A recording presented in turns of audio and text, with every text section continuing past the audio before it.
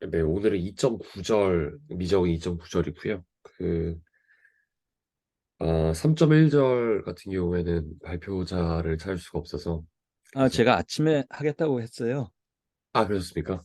네, 그것도 못 슬랙에다가 봤습니다. 올렸었는데요. 그것도 못 봤습니다.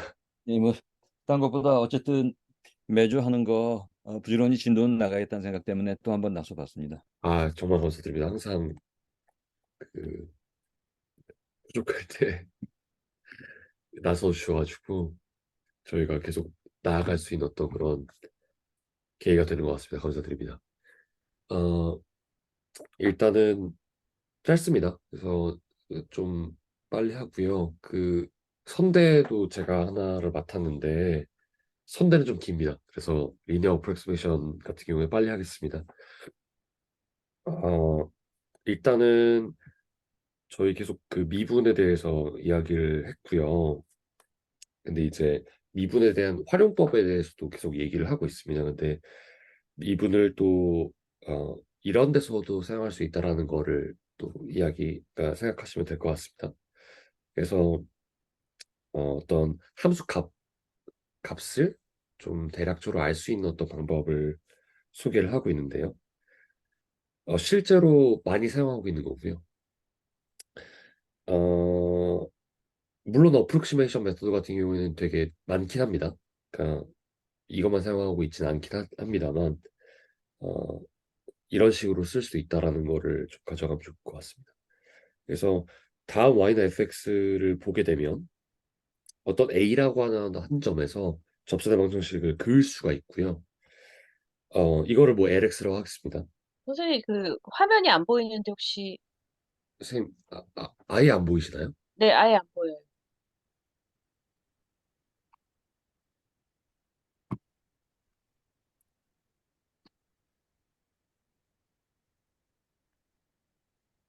제가 그냥 말로 떠들고 있... 그 모니터 복제를 하자. 모니터 혹시 저기 확장으로 되어 있거나 그러면은 아닙니다. 그 문제는 아닌 것 같고요. 아, 그래요? 예, 아이패드를 공유하는 거라서요. 선생님 혹시 지금 보이시나요? 저 아직 안 보이는 다른 분들 보이시나요? 안 보입니다. 큰일 났네요. 아이고, 어떡하냐.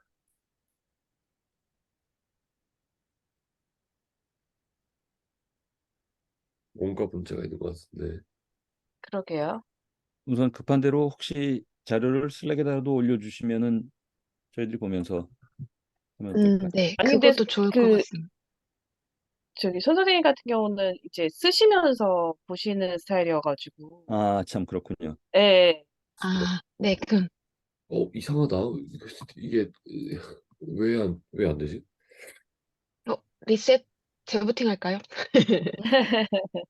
저희 아닙니다. 한 10분만 기다렸다 다시 아, 정말 죄송합니다. 오늘 이런 날도 있는 거죠. 소중한 시간을 너무 뺏고 있습니다. 정말 죄송합니다. 지금 그 채팅창으로 보여드리는 이런 화면만 보입니다. 까만 화면. 까만 네, 화면 보십니까? 네, 공유를 시작했습니다라는 것만 뜨이고 아무것도 안 보이는 거죠. 지금도 안 보이시는 상황이시죠? 네. 네네. 예. 어, 큰일이군요. 일단은 제가 그 슬랙에 올리긴 했습니다. 지금 올려서 자료를 올리긴 했습니다만 일단 어떤 문제인지 모르니까 그 3.1절이 그 미적 3.1절이 사실 2.9절이랑 막 완벽하게 연결이 그러니까 2.9절을 안 한다고 하더라도 3.1절 할 수 있긴 하거든요. 그래서 혹시 3.1을 먼저 할까요? 윤영희 선생님 괜찮으시다고 하면 3.1절 예, 먼저 먼저 하겠습니다. 3.1을. 예예. 그러면은 잠깐요. 저 공유할 수 있게 좀 풀어주시겠습니까? 네, 화면 공유. 네. 오늘 네, 정신이 없네요. 죄송합니다. 잠시만 기다려 주십시오. 네, 풀어드렸습니다. 네.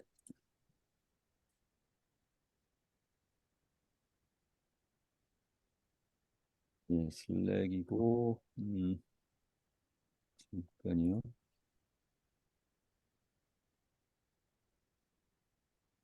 제가 아침에 올렸던 발표 자료를 먼저 보고요.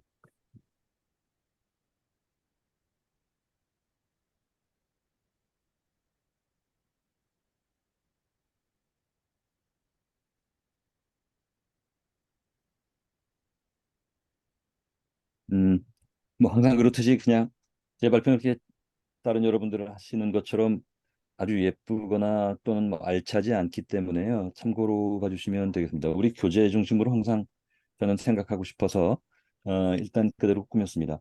그 왼쪽에 보시면은요, 지금 화면의 왼쪽입니다. 그 Applications of Differentiation인데 그 중에 이제 맥시멈과 미니멈에 대한 것입니다. 그래서 세부 섹션으로 봐서는 이 소 섹션으로 봐서는 그 맥시멈 미니멈 값을 구하는 것인데 그 중에 그 absolute extreme 그러니까 absolute maximum minimum 그리고 local maximum minimum 뭐 이런 것들이 서로 구별되는 개념이다라는 얘기입니다. 그러니까 뭐 글로벌 옵티멈하고 로컬 옵티멈을 서로 구별할 필요가 있다 뭐 이런 얘기고요.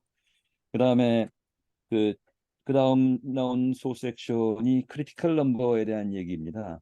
그래서 크리티컬 넘버라는 개념이 있고 그것들을 이런 최대값, 최소값을 찾는데 어떻게 이용할 수 있는지 하는 것이고 그다음에 어플라이드 프로젝트는 이제 그것들의 활용 예인데 저는 뭐 그 부분에 대해서는 따로 준비는 안 했습니다. 뭐 간단하게 읽어보시면 될 것 같고요. 그다음에 이제 확장 부분은 뭐 제가 임의로 그냥 몇 개 한 줄 두 줄 넣어봤습니다. 그래서 이제 그 순서로 진행이 되는 내용이고요. 그래서 이제 이 어, 세부 내용들을 한번 보겠습니다. 자, absolute and local extreme value인데 그 양쪽의 개념입니다. 그래서 우리가 알고 있는 개념을 그냥 정리한 것이어서 그냥 편하게 읽어주시면 되겠습니다. 그 밑에 글자를 보시면은요.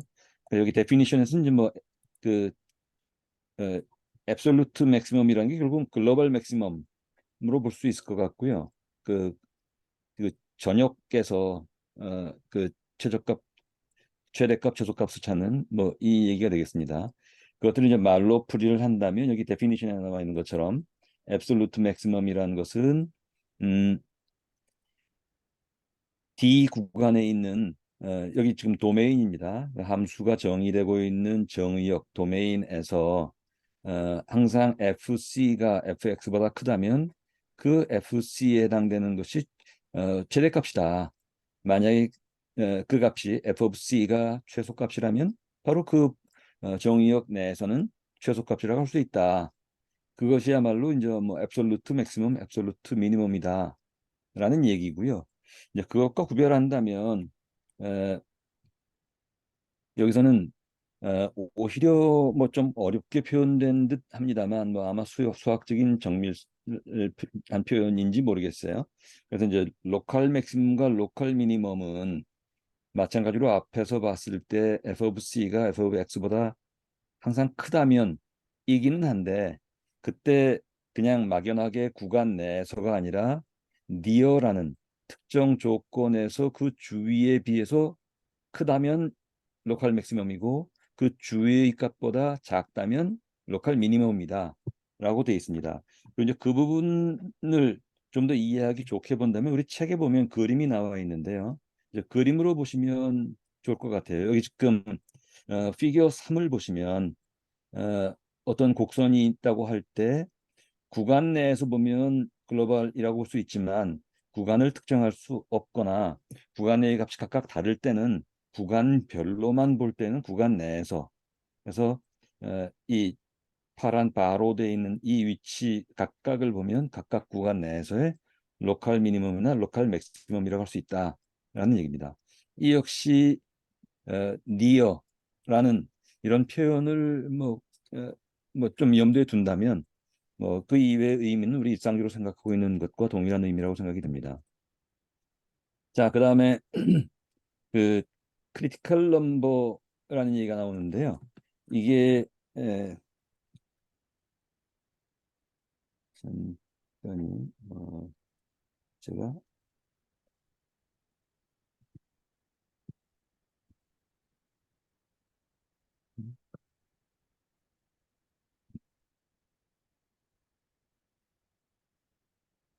예, 말이 생각이 안 나서 그랬는데 임계수라고 표현을 합니다. 그러니까 우리 뭐 크리티컬 레인지 그러면 뭐 임계치, 임계범위 뭐 이런 것처럼 이거 예. 크리티컬 넘버와 클로즈드 인터벌 메소드라는 이 소 섹션에서는 에,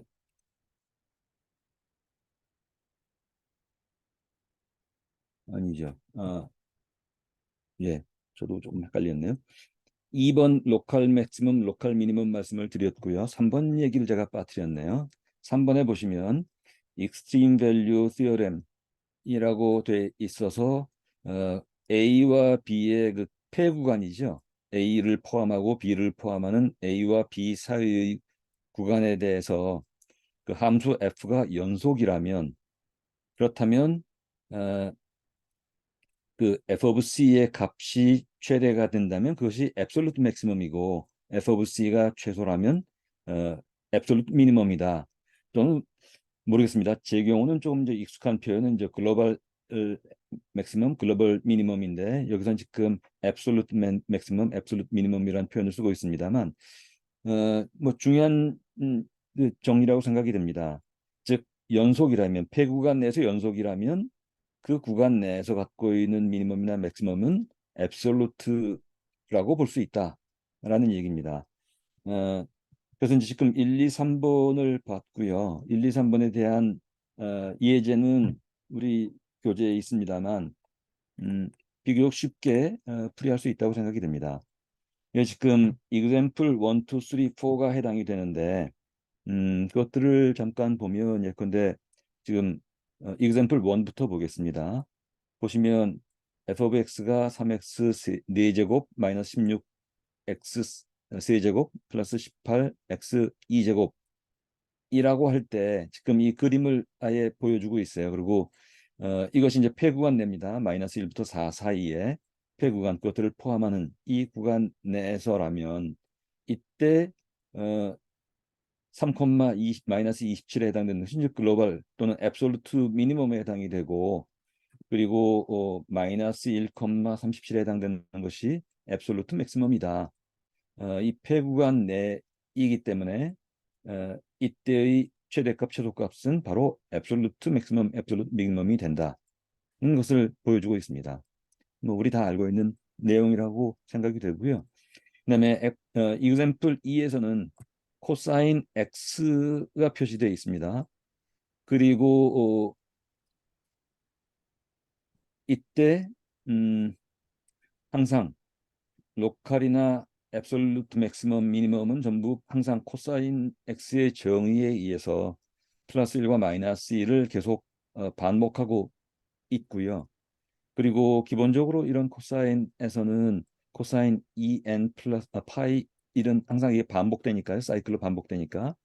그래서 이때에는 따로 구간을 정하지 않았다면 로컬과 앱솔루트 맥시멈 미니멈이 항상 모두 동일하다. 그러니까 로컬 맥시멈이 로컬 앱솔루트 맥시멈이고 로컬 미니멈이 로컬 앱솔루트 미니멈이다라는 것들을 우리가 확인할 수 있다는 얘기입니다. 그다음에 example 3에서 보시면은 y 이퀄 x 제곱이고 피겨 6에 나와 있습니다. 이때 f of x는 항상 0이 될 수, 0보다 클 수밖에 없고요. 그리고 그렇게 본다면은 항상 0보다 크니까 f of 제로가 항상 앱솔루트이면서 동시에 로컬 미니멈이다라고 표현 나와 있습니다. 그다음에 example 4에 보시면은 f of x가 x 3승일 때 그 그림은 피겨 7에 나와 있고요. 그렇게 보면 이때 어떤 값들도 그 앱솔루트 맥시멈이거나 앱솔루트 미니멈이라고 할 수가 없고 또 로컬 미니멈, 로컬 로컬 미니멈, 로컬 맥시멈도 잡을 수가 없다. 왜냐하면 구간을 정하지 않았기 때문에요. 뭐 그런 정도의 얘기입니다. 그다음에 3번에 지금 익스트림 밸류 티어렘은 폐구간 내에서의 최대값, 최소값은 앱솔루트 맥시멈 미니멈이다라는 것들을 보여주고 있고 그 그림은 피겨 8에 보면 그런 그림이 나와 있습니다. 그다음에 지금 보면 이제 크리티컬 넘버 얘기가 나오는데요. 크리티컬 넘버 그림 부분은 잠깐요. 여기 보시면 우선 여기 교재를 한번 보도록 하죠. 페르마 시어렘이라는 것을 지금 얘기하고 있습니다. 그래서 이 페르마 정리에 의하면 만약에 함수 f가 로컬 맥시멈이나 로컬 미니멈을 가지고 있다면 C라는 점에서요. 이게 지금 피겨 12를 통해서 한번 보시면 되겠습니다. 그래서 C라는 점에서 여기서는 지금 로컬 맥시멈이고 그리고 D점에서 로컬 미니멈이네요. F가 CX도 그렇고 D 부분 여기 지금 당장은 아니고요. C 부분에서 로컬 맥시멈인데 만약에 그 C점에서 함수 f를 미분한 f 프라임 오브 c가 존재한다면 그렇다면 f 프라임 c는 제로이다. 입니다. 자, 우리 어쩌면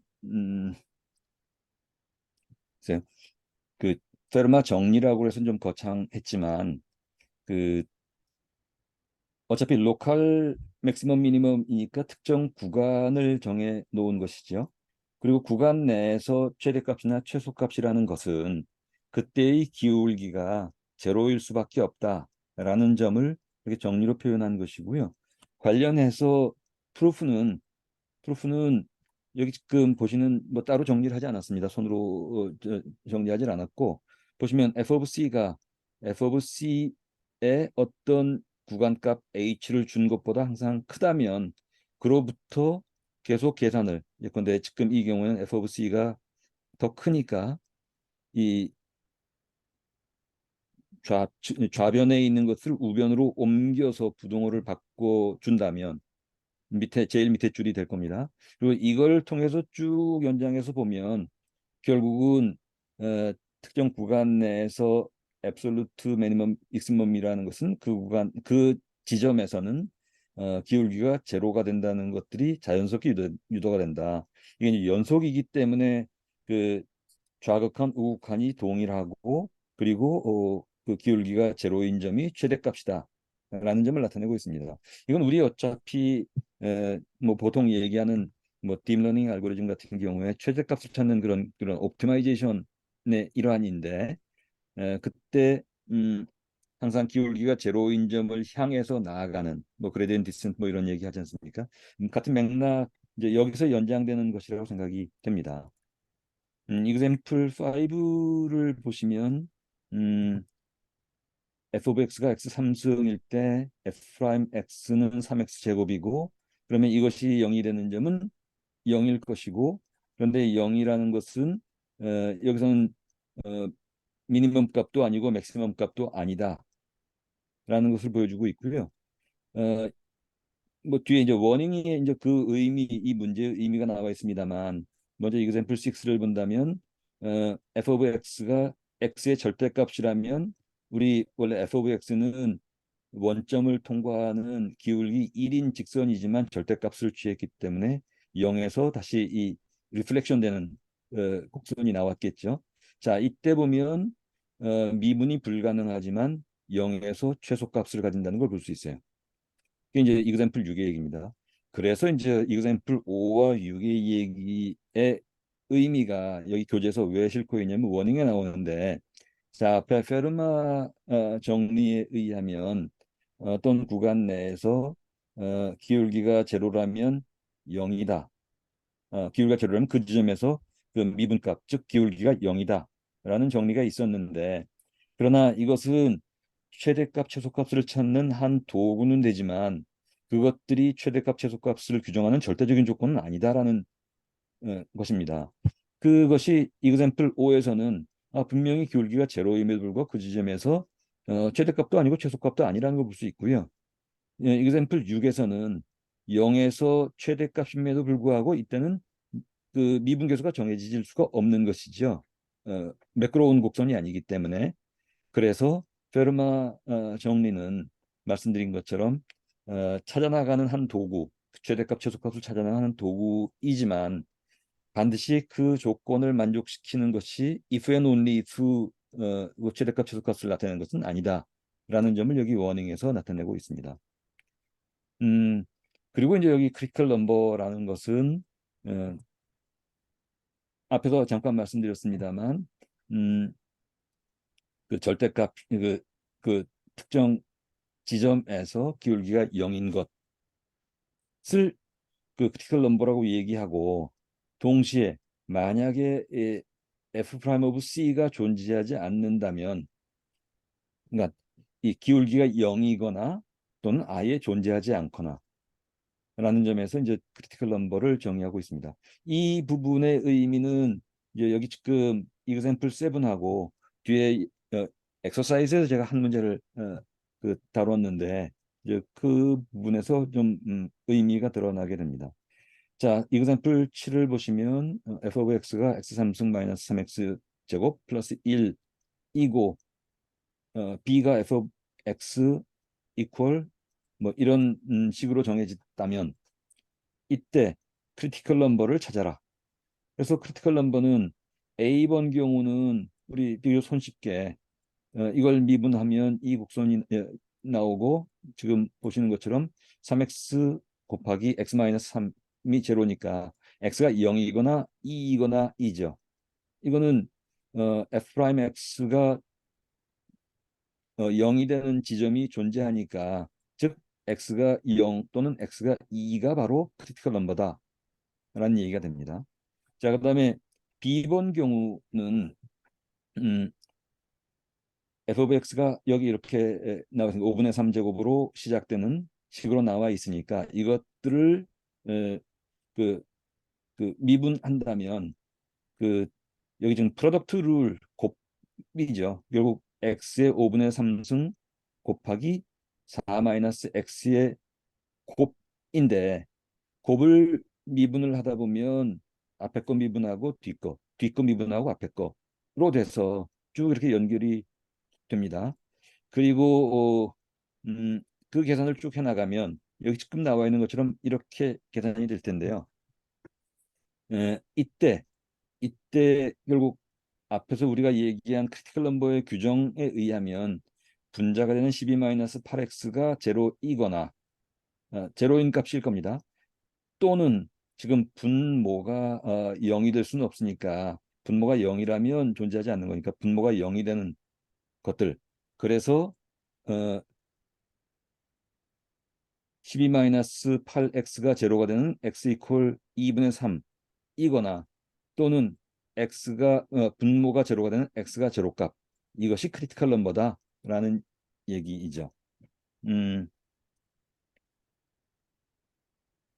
그다음에 7번에서는 만약에 로컬 맥시멈과 로컬 미니멈을 이 존재한다면, 그러면 그 로컬 맥시멈 미니멈을 발생시키는 해당되는 점 C는 위에서 본 정의에 의한 크리티컬 넘버에 해당이 된다라는 얘기입니다. 그리고 이 얘기는 이 6번 데피니션 크리티컬 넘버에 대한 정의의 보충 의미가 있다고 생각이 되고요. 그래서 이제 그 폐구간 내에서의 그 앱솔루트 맥시멈, 앱솔루트 미니멈을 찾는 절차가 여기 1, 2, 3번에 의해서 규정되어 있습니다. 즉 1번 보시면은 그 A 구간, B 구간, 여기서는 지금 개구간입니다. 그러니까 그 시작점과 끝 지점을 포함하지 않는 조건에서라도 그 함수 f의 크리티컬 넘버가 존재하는지를 확인해 본다. 그리고 엔드 포인트, 즉 끝 지점에서의 f 값이 어떤 값인지를 존재해 본다. 이건 사실은 그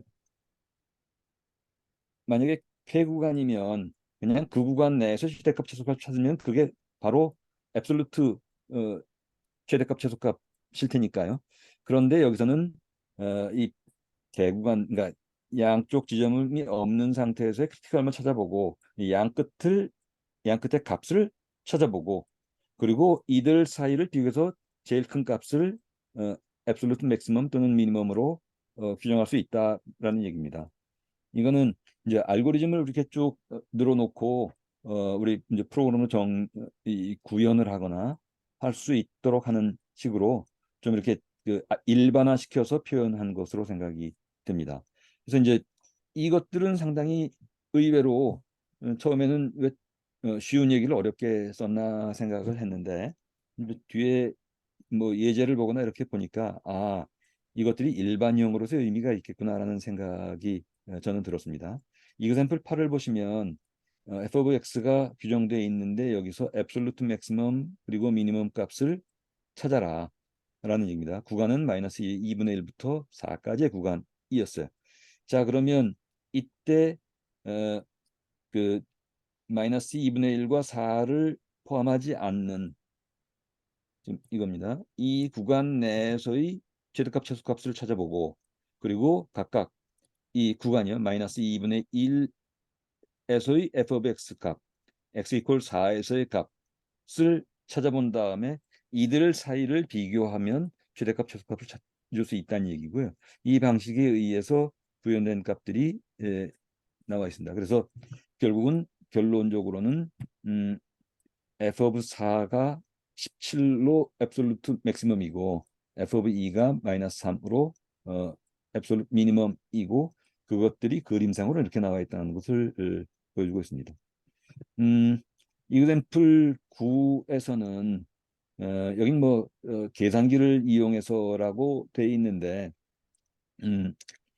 그 뭐 계산기 이제 어떤 의미인지는 모르겠습니다만 그런데 이제 문제의 요점은 여기 f of x가 x-2 곱하기 사인 x 1대의 앱솔루트 맥시멈 앱솔루트 미니멈을 찾고 그리고 미분을 이용해서 한번 찾아봐라 라는 두 개의 과제인데 A번 경우는 여기 뭐 캘큘레이터를 통해서 하라는 것이 결국 이제 그림을 통해서 한번 보라는 의미인 것 같아요.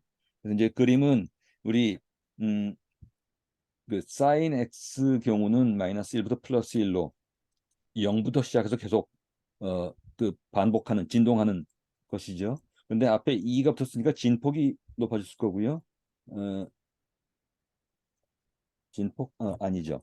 그 그러니까 y축이 그만큼 이만큼 올라갈 거고요. 그다음에 x 마이너스니까 마이너스로 뒤집고 하는 그림으로 그리면 지금 옆에 있는 피규어 16이 나옵니다. 그래서 이 그림을 통해서 보면 대략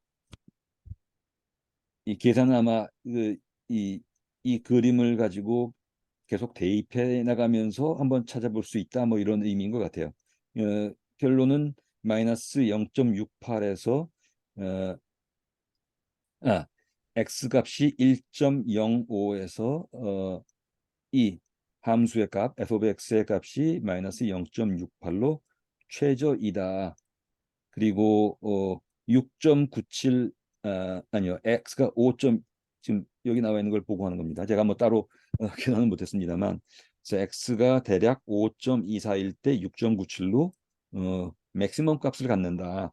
그래서 그림을 통해서 우리가 확인할 수 있는데 이것들을 그 앞에서 우리가 봤던 그 미분을 이용하는 방식에 의해서 본다면 그렇다면 지금 앞에 그 앞에와 같은 절차로요. 그래서 주어진 함수 이 함수가 0부터 2파이 사이의 폐구간 내에서 계속 진동하는 것이라면 이것을 미분했을 때 f 프라임 of x가 1 마이너스 2의 코사인 x, 사인 x, 코사인 x로 바뀔 거고요. 이것이 0이 되는 점은 코사인 x가 2분의 1일 때이고, 그리고 x가 코사인 x가 2분의 1이라는 것은 우리 전에 삼각함수 할 때 몇 개의 공식에 의해서 그 2파이가 180이니까요. 360이니까 그것에 의해서 3분의 파이, 그다음에 계속 2파이씩 반복할 겁니다. 2파이가 360도니까 그래서 3분의 파이, 3분의 5파이, 3분의 8파이로 계속 반복해 나갈 거고, 이때의 값을 계산하니까 어, 그 값들이 나왔죠. 그러니까 이 얘기는 여긴 지금 이 0부터 2파이 사이에 0을 포함하고 어, 여기입니다. 문제에 의해서 0을 포함하고 2파이를 포함하는 것이지만 그 사이의 값들을 비교를 하고 그 다음에 다시 여기서요. f of 0일 때, f of 2파이일 때를 직접 계산한 다음에 이것들을 비교해서 최대값 최소값을 구할 수 있다는 것이죠. 그리고 그것이 A번에서 봤던 그림에 의해서 직관적으로 계산식에 의해서 계산을 해봤던 것과 정확하게 일치한다는 것을 알 수가 있다라는 얘기입니다. 자, 그다음에 f of 10은 뭐 계산이 아주 뭐 이 숫자가 좀 뭐랄까요? 에, 좀 복잡해서 네. 어, 따로 계산은 안 했습니다만 그냥 뭐 동일한 원리입니다. 그래서 뭐 허블 망원경에서 음, 지금 허블 망원경을 그 우주 공간에다가 설치를 했는데, 그런데 이것은 여기 지금 로켓 부스터가 그러니까 분리시키기 전까지, 그러니까 추진체를 분리시키기 전까지의 그이 속도 계산이 이런 식에 의해서 이루어졌을 때, 이때 그 이 가속도가 최대값 최소값이 되는 점들을 찾아라 라는 것이었고요. 그래서 V of t를 미분한 다음에 그 미분 값들 중에서 그것들을 제로로 하는 값들을 찾고 이 양극단 값을 대입해보고 양쪽을 비교해서 최대값을 만들었다. 뭐 이런 얘기입니다. 그래서 지금 어, 이 본문에서 얘기하고 있는 내용들은 대략 그런 정도이고요. 그다음에 저는 엑서사이즈 중에서는 임의로 이것도 뭐 다른 의미는 없습니다. 여기 지금 보시면은 그 37번을 찾았는데 37번은 공통된 질문이 뭐냐면 이겁니다. 함수의 크리티컬 넘버를 찾아라 라는 것이고, 그때 37번 경우는 지금 이런 식이어서 P of X가 2x-1분의 x제곱 플러스 2였고요. 이것들을 제가 좀 다시 더 지저분하긴 하지만 손으로 썼고 슬랙에다 올렸습니다. 그래서 이제 문제를 보시면은 크리티컬 넘버를 찾는 것인데 앤서를 보면 p 프라임 of x는 이게 이제 소위 우리 했던 그 분수꼴이요. 코션트 룰에 의해서 분모를 이제곱하고 분자는 앞에 것 한 번 미분, 뒤에 것 미분, 앞에 것 해서 계산을 하면 분모는 공통된 것이기 때문에 그냥 같다는 표현을 했어요. 그래서 계산을 풀어보면 분자가 제로가 되는 점이 결국 p 프라임 x가 제로이니까 x가 2 또는 마이너스 1일 거고요. 또는 동시에 분모가 0이 되어서는 안 되니까 분모가 0이 되어서는 안 된다는 조건에 의한 것이 x가 2분의 1이어서 이들 각각이 x가 2 마이너스 1 그리고 마이너스 1 인기수 x가 마이너스 1, 1 그 다음에 0이 아니라 2겠는데요. 잘못 쓴 것 같은데요. 그래서 마이너스 1, 2분의 1, 2가 크리티컬 넘버다라고 풀이를 했습니다. 또 틀렸네요. 자, 일단 내용은 그런 정도까지 제가 다루었습니다. 그 임계수라는 얘기는 제가 그 크리티컬 넘버라는 개념을 보려고 인터넷 검색을 해봤는데 스튜어트 이 캘큘러스에서 주로 쓰고 다른 데서 이렇게 많이 이용되는 개념은 아니었던 것 같습니다. 그런 점이 있고요. 그리고 뭐 끝에 잠깐 이거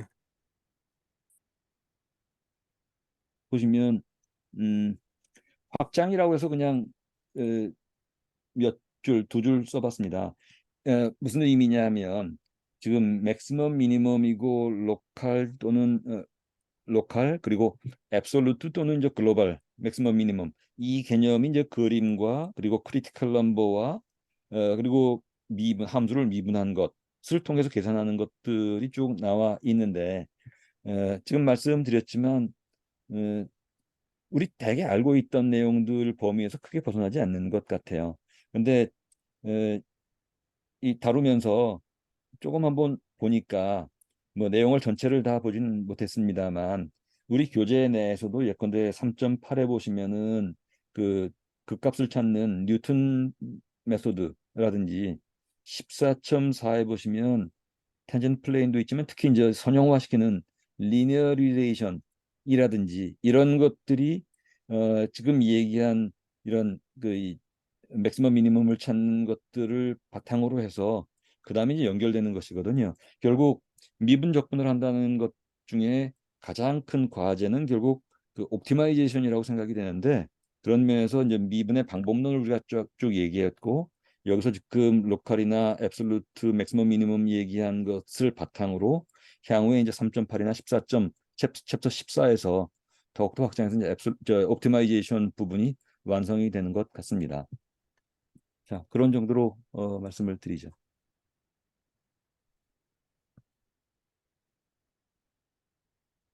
혹시 이해가 안 되시거나 질문 있으시거나 그러시면 말씀 주시고 아니면 마이크를 넘기겠습니다.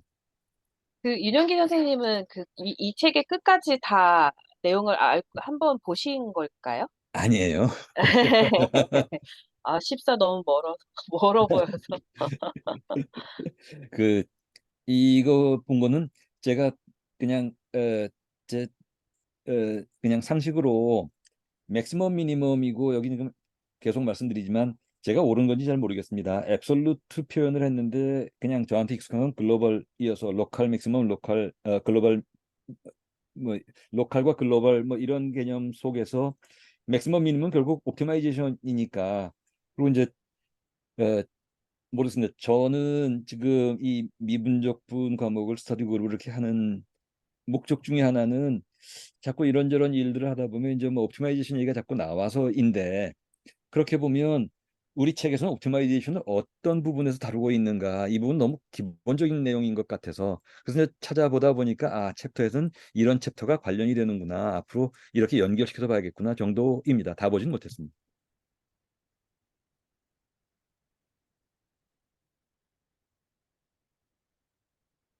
네, 감사합니다.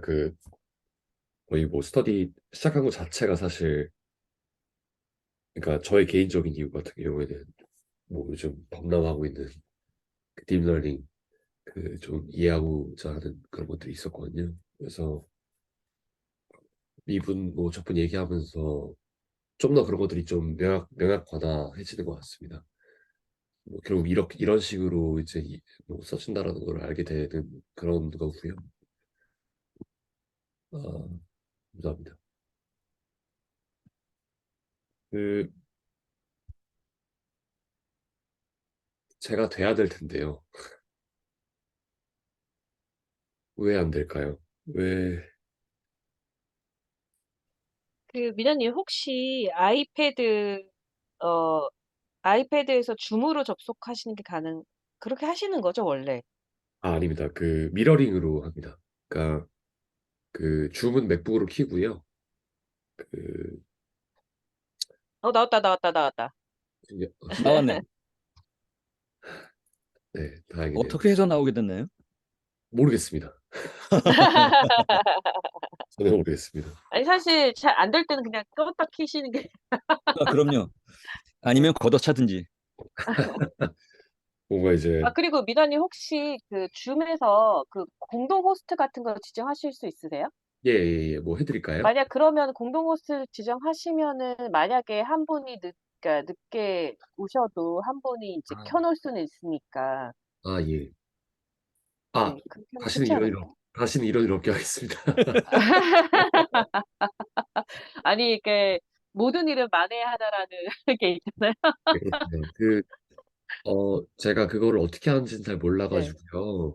제가 오늘 아, 끝나면, 어, 그 알아보겠습니다. 줌으로 가시면 이거 지금 개인 계정이시잖아요. 맞습니다. 그 줌에 가시면은 모든 설정을 본인이 만드실 수가 있어요. 아, 예, 예, 예, 맞습니다. 예, 예. 네네네. 그래서 거기 그냥 공동 호스트를 한 명 더 지정을 해주시면 되는 겁니다. 아, 그러면은 개설될 방, 그러니까 미리 준비해 놓은 방에 누구든지 들어올 수 있고, 호스트가 될 수 있다라는 그런, 아니요. 그러니까 예를 들어서 공동 호스트인 거예요. 그러니까 예. 그러니까 줌 미팅을 주관하는 리더가 두 명이 돼서, 그러니까 만약에 한 명이 못 들어오더라 나머지 한 명이 이제 뭐, 이렇게 테크닉적으로 뭐 키거나 뭐 접속을 허용하거나 이런 걸 할 수 있게 되는 거거든요. 아, 예. 그, 제가 오늘 스터디 끝나고, 바로 설정하겠습니다. 네. 네네. 그, 말씀하신 것처럼 만회하다라는 게 있으니까요. 아, 네네. 만약에 공동 호스트를 하면은 차 선생님을 하시면 됩니다. 아니요. 저는 윤 선생님 생각하고 아닙니다. 있습니다. 제가 강력하게 밀겠습니다. 지금 계신, 네, 뭐, 괜찮습니다. 어쨌든, 저스틴 케이스 손 선생님이 다시는 이런 일이 없을 것이기 때문에, 뭐, 저로 해주셔도 상관은 없어요. 네, 지금 계신 세 분 중에, 제가 네네네네. 랜덤하게 고르겠습니다. 랜덤하게. 저 랜덤을 되게 좋아합니다. 어, 어, 그, 말씀드린 것처럼 이제 뭐 다시 이렇게 들어가겠고요. 근데 제안해 주신 거는 그대로 하겠습니다. 어, 3.1을 얘기하기 전에 이제 2.9의 내용이긴 했지만 이제 어, 뭐 어, 뭐 3.1을 이해하시는데 2.9가 막 이렇게 필수적이지 않다라는 거를 좀 느끼셨을 겁니다. 왜냐하면 이제 뭐 미분의 활용이 돼 있거든요. 물론 이제 뭐 이제 민베르 티어렘 이야기하고 하는 것도 사실 미분에서 나올 수 있는 어떤 어플리케이션이 될 수도 있습니다만 얘는 제가 지금 소개드릴 2.9의 내용은 좀 더 정말 좀 실용적인 그런 거에 좀 가깝고요. 그래서 원래는 이제 좀 제가 쓰면서 하는데 오늘은 그냥 좀 어, 그대로 좀 하겠습니다. 뭐 양해 부탁드립니다. 그래서 Y는 fx라는 그래프가 있고 또 A라고 하는 점이 있습니다. 그러면은 A라고 하는 그 점의 접세 방정식을 그린다고 할게요. 여기를 되게 줌인을 해서 보면은 엄청나게 가깝긴 하거든요. 그러니까 계속해서 줌인한다고 하면은 접세 방정식이랑 Y는 fx가 크게 다를 바가 없다라는 걸 알게 돼요. 그래서 여기서 이제 알게 되는 게 x는 a 근처에 함수 값을 알고 싶어요. 그러니까 fx 값을 알고 싶은 거예요. fx가 x는 a에서 주변에 있을 때 값을 알고 싶은 거예요. 함수 값을. 그러면은 y는 fx에 뭔가를 대입해가지고 아는 것보다 이 a에 있는 그 접선의 방정식의 그 x 값을 대입해가지고 어프로크시메이션 하는 게 그냥 좀 플러저블하다. 그러니까 될 법하다라고 하는 게 이제 2.9의 내용이 되는 거거든요. 근데 이제 접선의 방정식은 아시다시피 접선의 기울기는 당연히 우리가 계속해서 얘기했듯이 어, 탄젠트 라인의 그 기울기는 이제 그냥 그 a에 대해서 그 f 프라임 of a고요. 그리고 얘가 a, f of a를 지나니까 다음과 같이 표현할 수 있겠죠. 그래서 여기에다가 집어넣으면서 x의 값을 그러면서 이제 그 함수값을 추정을 하게 됩니다. 그래서 이걸 리니어라이제이션이라고 하고요. 뭐 용어에서 손 선생님, 이게 화면이 내려가지는 않는데, 사실 내용이 내려가신 것 같아가지고, 그쵸? 지금 안 내려가시나요? 네, 그냥 계속 2.9 그 타이틀만 보이고 있는 상황. 큰일이네요. 혹시 그러면 어, 아이패드에서, 아이패드에서도 그러니까 와이파이가 있으실 거잖아요. 예, 맞습니다. 이제 좀 크게 보이긴 하는데요. 네, 지금은 좀 움직이는 게 보이시나요? 지금 움직이고 계시나요? 움직이진 않아요. 예. 움직임은 아니고 그냥 페이지가 전체 보이는 것 같습니다. 앞에 부분에서는 이전에서는 위에 부분만 보이는데 지금 밑에 부분까지 보이는데 움직이진 않고요.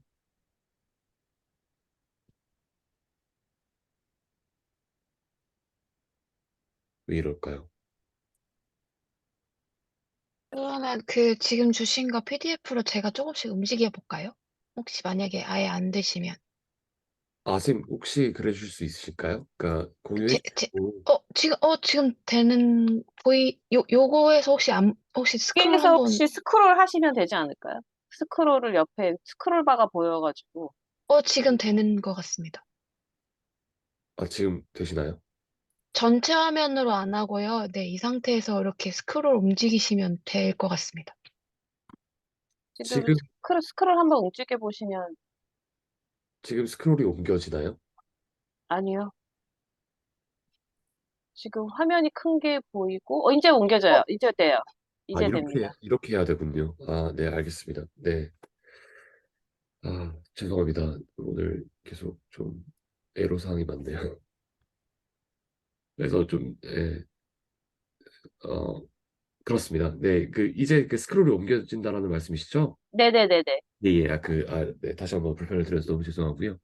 그래서 이런 식으로 접세 방정식을 이제 표현을 하게 됩니다. 그러면 이제 리니어라이제이션이겠죠. 그러니까 말 그대로 어떤 뭐 곡선이든 간에 뭐 블라블라블라 그러니까 그래프가 어떻게 생겼건 간에 어쨌든 그 접선 자체는 결국에는 리니어한 그런 선형 방정식이니까요. 그래서 이걸 리니어라이제이션이라고 하고요. of f at a라고 이렇게 이야기를 하고 있습니다.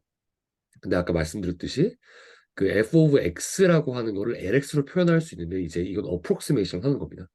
그래서 정말 확대하면은 좀 비슷하기 때문에 이걸 어프록시메이션이라고 하는 거고요.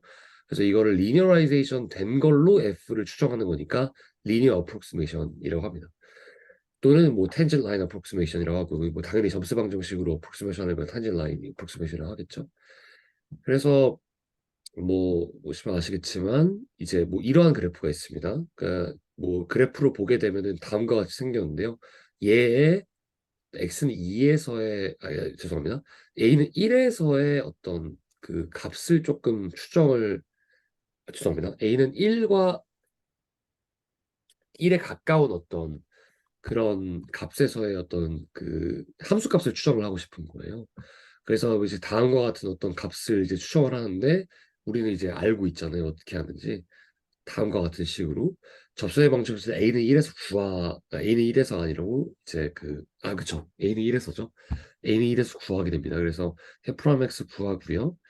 A가 1이니까 F'1은 뭐 다음과 같겠고 F1은 다음과 같아서 LX는 뭐 이제 이러한 폼이 나오게 됩니다. 그래서 x는 1에서의 어떤 값을 추정을 이제 하게 될 때 그 접선의 방정식이 다음과 같이 되게 되고요. 그러면은 함수 루트 x 플러스 3이 얘랑 조금 비슷하다 이런 게 되게 되겠죠. 그렇지만 x가 우리가 1에서의 접선의 방정식을 구하기 때문에 1에 가까우면 가까울수록 그 어프록시메이션 값은 굉장히 정확하게 되게 되겠죠. 그래서 루트 3.98이라고 하는 걸 구하게 되면은 이제 루트 x 플러스 3에 이제 0.98을 이제 대입한 그런 값이 될 거기 때문에 실제로 접수의 방정식이 0.98이라고 하는 값을 대입하면 됩니다. 그래서 1.995라고 하는 그런 값이 되게 되고 실제로 뭐 이런 식이 되게 됩니다. 그렇죠?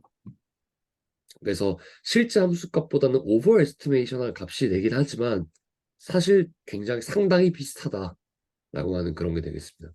그래서 굉장히 유용하게 쓰일 수 있다는 거를 사실 아실 수가 있을 거예요. 그러니까 사실 우리는 지금 같은 경우에 루트 x 플러스 3 이렇게 원함수의 어떤 개형에 대해서도 이야기할 수 있을 정도로 함수에 대해서 딱 알고 있긴 하지만 그 대부분의 경우는 원함수를 모르는 경우가 되게 많거든요. 근데 미분을 할 수 있는 경우가 있어요.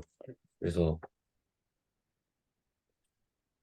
그런 식으로 함수값을 이제 좀 추정을 할 수 있다라고 하는 게 이제 이야기 되겠습니다. 그래서 이제 물리에서도 당연히 어, 이 어프록시메이션에 대한 그 적용을 할 수가 있게 되고요.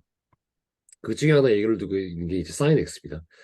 근데 이제 사인 x 미분하면 알겠지만 뭐 코사인 x고요. 근데 여기에서 제가 말씀드리고 있는 이 리니어라이제이션을 쓰되 a를 0이라고 합시다. 그러니까 x는 0에서의 그 리니어라이제이션 한다라고 하면요. sin x는 실제로 이런 방식으로 돼가지고 결국은 x랑 같다라는 게 되거든요. 그러니까 해보시면 알 겁니다. 그래서 어 실제로 y는 x와 x는 0에서 y는 x와 굉장히 동일하다는 걸 알 수가 있어요. 그래서 그 sin x 그래프 한번 그 머릿속에 그려보시고 x는 0에서 접선의 방정식 그어보시면은 y는 x랑 되게 비슷하거든요.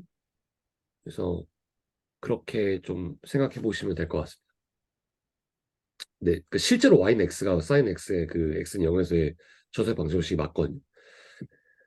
그래서 이게 다음과 같이 추정을 할 수 있겠죠. 우리가 리니어 어프로크시메이션을 사용을 해가지고 그리고 뭐 코사인 x도 다음과 같이 뭐 하다 보면은 1이라는 거랑 동일한 걸 알 수 있습니다. x는 0에서입니다.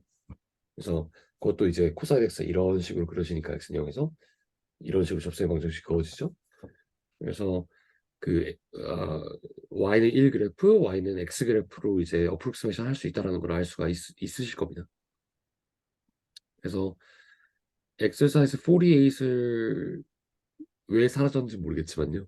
어, 아, 오류가 있는 것 같습니다. 아무튼 풀어보시면은 조금 물리에서 sin x와 코사인 x의 그 어프로크시메이션 값으로 이제 어떤 식으로 추정을 하는지 이런 것들을 아실 수가 있습니다. 그리고 이제 좀 디퍼런셜에 대한 이야기로 넘어가게 되는데요. 이 리니어 어프로크시메이션은 굉장히 관련이 있는 내용입니다. 그래서 그 우리가 f 프라임 x를 dy dx로 이제 하기로 했습니다. 그러면은 이제 넘길 수가 있어. 얘는 이 0이 아니기 때문에 넘겨가지고 그 양변의 dx를 취해가지고 dy는 f 프라임 x dx로 이제 표현을 할 수가 있거든요. 그러면은 이 dy라고 하는 거는 dx에 이제 디펜던트하게 되는 어떤 그러한 그 수식이 된다라는 걸 알 수가 있습니다. 그래서 우리가 뭐 독립변수, 종속변수 뭐 이렇게 얘기를 하잖아요. 그래서 dx가 변함에 따라서 dy가 변한다라는 것을 아실 수가 있고요. 이러한 센스에서 일단 좀 기하학적 의미를 살펴본다고 하면은 y는 fx가 이런 파란색의 그래프라고 할 때 이제 어떤 x라고 하는 그 점이 있고 그 델타 x만큼 뭔가 움직였다고 할게요. 그러면은 다음과 같이 이제 뭐 P, Q, R, S를 잡을 수가 있을 거예요. P에다가 접선의 방정식을 그으면요. 그러면은 얘가 델타 X고요. 그리고 그 델타 X만큼 움직였을 때 변하는 어, 함수값의 그 함수값 1 델타 Y로 잡을 수가 있을 거예요. 그러면은 우리가 그냥 정의에 의해서 미분의 정의에 의해서 접선의 방정식에 해당하는 이 RS 값 얘는 DY가 됩니다. 그렇죠? 그럼 우리가 이 델타 X를 굉장히 줄인다라고 해볼게요. 그러면 그거 자체가 by definition DX잖아요. 그래서 델타 X를 그냥 DX로 그냥 취할 수가 있게 됩니다. 그렇죠? 잠시만요.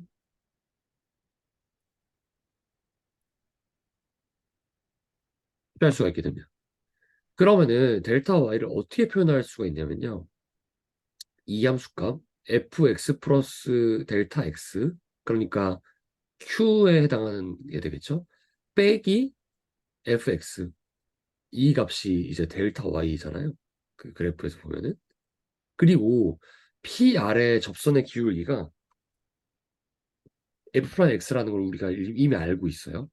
그러니까 dy분의 지금 말씀드린 이 부분입니다. 죄송합니다. 그 델타 x분의 dy가 접선의 기울기잖아요. 정확히 그냥 데피니션으로. 근데 우리가 델타 x를 굉장히 막 줄이는 거예요. 그러니까 그냥 dx라고 그냥 치자고 했으니까요. dx dy가 되고요. dy dx가 되고요. 얘는 그냥 by definition f 프라임 x입니다. 그러니까 f 프라임 x dx가 dy가 되고, 그러니까 어 이러한 기하학적 의미를 갖는다라는 거를 이제 알 수가 있습니다. 그러니까 단순히 f 프라임 x dy dx 이 데피니션으로 가는 게 아니고요. 기하학적으로도 이렇게 볼 수 있다라는 거를 이제 시사하고 있는 겁니다. 그래서 델타 y는 x가 dx만큼 변화할 때의 y는 fx 변화야를 의미하고 dy와 같은 경우에는 이 텐전 라인의 그 변화량을 얘기하고 있다는 것을 알 수가 있습니다. 근데 제가 이제 말씀드렸듯이 이 델타 x를 굉장히 많이 줄이게 되면은 dy랑 델타 y도 굉장히 가까워지겠죠. 그 어떤 그 차이를 무시할 수 있을 만큼 가까워지게 될 겁니다. 그래서 이게 그 리니어 어프록시메이션의 기하학적인 의미가 되어 있고요. 그런 기하학적 의미를 살펴보면서 보는 와중에 이제 dy dx라고 하는 디퍼런셜에 대한 이야기도 하게 됐습니다. 그래서 이제 구의 부피를 구한다라고 할 때 이제 그 뭐 예시를 들자면 구의 부피를 구한다고 할 때 반지름 자체를 21cm라고 했는데 21cm의 어떤 오차가 있는 거예요. 최대 오차가 0.05가 있다라고 하는 겁니다. 근데 뭐 이런 거 굉장히 다분하죠. 그 자아 자체도 이제 오차가 있을 수가 있고요. 근데 이제 0.05가 최대치의 에러라고 할 때 그럼 구의 부피의 에러의 최대치는 뭐 어떻게 되냐라고 하는 그런 내용이 있습니다. 그런 거를 디퍼런셜을 사용을 해서 할 수 있거든요. 그러면은 구의 부피를 우리가 이제 그 저기 차승민 선생님도 하셨고 그 유동규 선생님도 발표하셨던 그 내용입니다. 수식으로 일단 한 다음에 이제 미분을 때려버리는 거죠. 음함수의 미분 같은 거를. 죄송합니다. 그래서 구의 부피는 반지름으로 다음과 같이 나타날 수가 있게 되고요. 그렇죠? 얘를 좀 디퍼런셜 형태로 나타나게 되면 다음과 같이 되게 되는데 근데 우리가 반지름의 에러가 이제 델타 R이 되겠는데요. 델타 R을 그냥 DR로 취급하는 거예요. 그냥. 그렇죠? 그냥 완전히 같다라고 생각하는 거예요. 그냥. 그래서 이렇게 볼 수가 있고 부피의 에러. 그러니까 아까 그 델타 Y가 되겠죠. 부피의 에러 같은 경우에는 델타 V인데 얘가 dV랑 같다라고 그러니까 어프록시메이션을 하는 겁니다. 어프록시메이션은 여기서 이루어지는 겁니다. 여기가 아니고요. 그래서 음함수의 미분을 하고 일단 우리가 반지름 값은 알고 있습니다. 그리고 dr 값도 이제 알고 있죠. 그러니까 델타 r이 그냥 dr이라고 하기로 했으니까요. 그럼 다음과 같을 때 대입하게 되면 dv의 값은 270.0.88 이런 식으로 되거든요. 쭉쭉 가게 됩니다. 그럼 대충 그건 277이라고 생각을 하는 겁니다. 그러면은 우리가 이 델타 v라고 하는 이 에러 오브 v가 그냥 dv랑 같다라고 그냥 이제 치기로 했으니까 그렇죠? 그러니까 그 부피의 에러가 277이 될 거라고 이제 그냥 생각을 하게 되는 거죠. 그래서 반지름의 최대 오차가 0.05일 때 부피의 최대 오차는 277 제곱센티미터가 된다라고 하는 것을 알 수가 있게 됩니다. 근데 이제 그 뭐 교과서에도 나옵니다만 사실 어떤 오차를 측정을 한다라고 할 때 되게 단위에 디펜던트하게 되잖아요. 그러니까 예를 들면 센티미터가 아니고 예를 들면 미터라고 해봅시다. 미터로 이걸 바꿔버리면은 이거 자체가 좀 숫자가 좀 작아지잖아요. 그렇죠? 그러니까 단위 디펜던트한 그런 것들이 있어가지고요.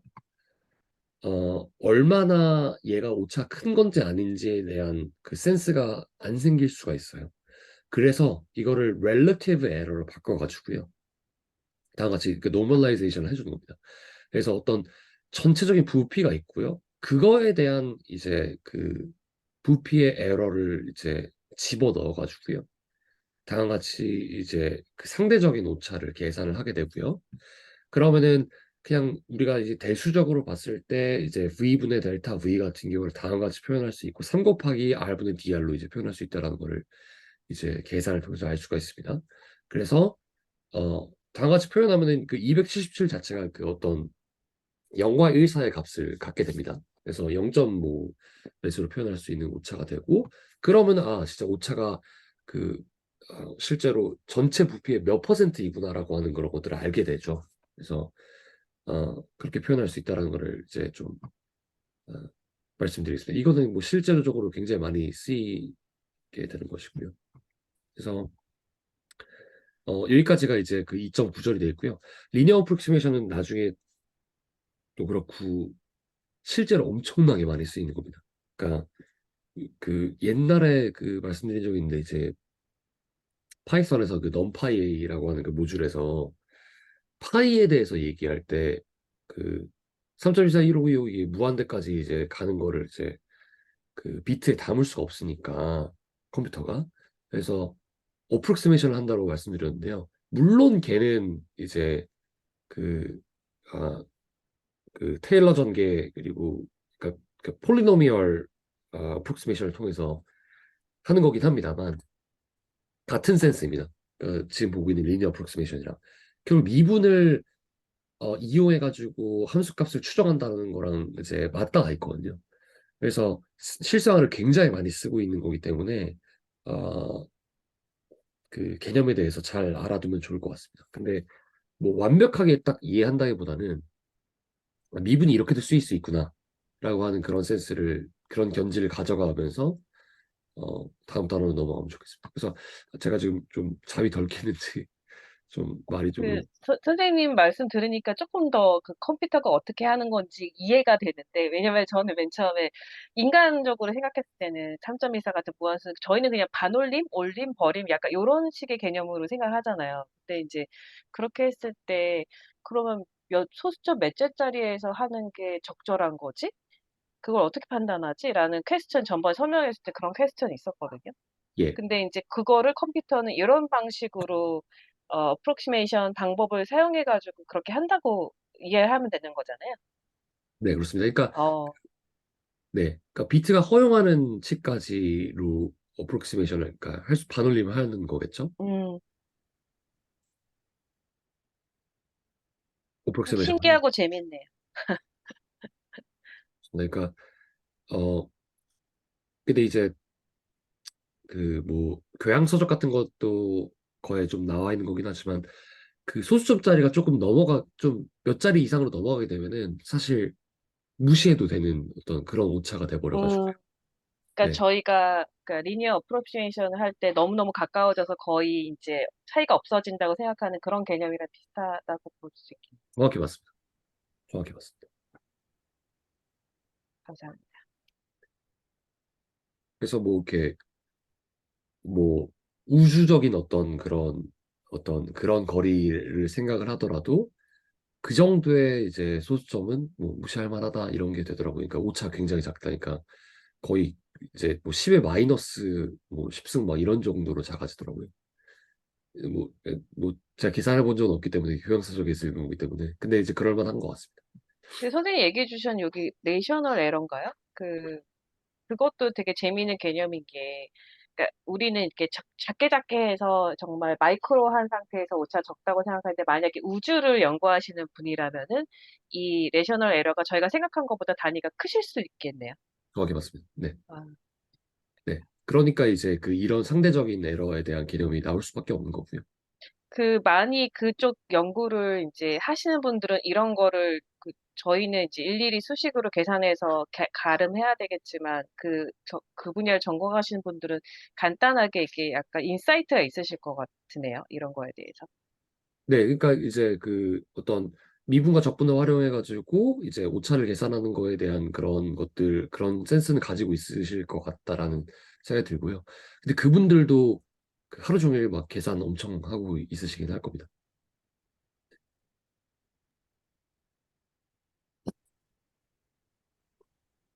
컴퓨터가 해주지 못하는 것들이 있기 때문에요.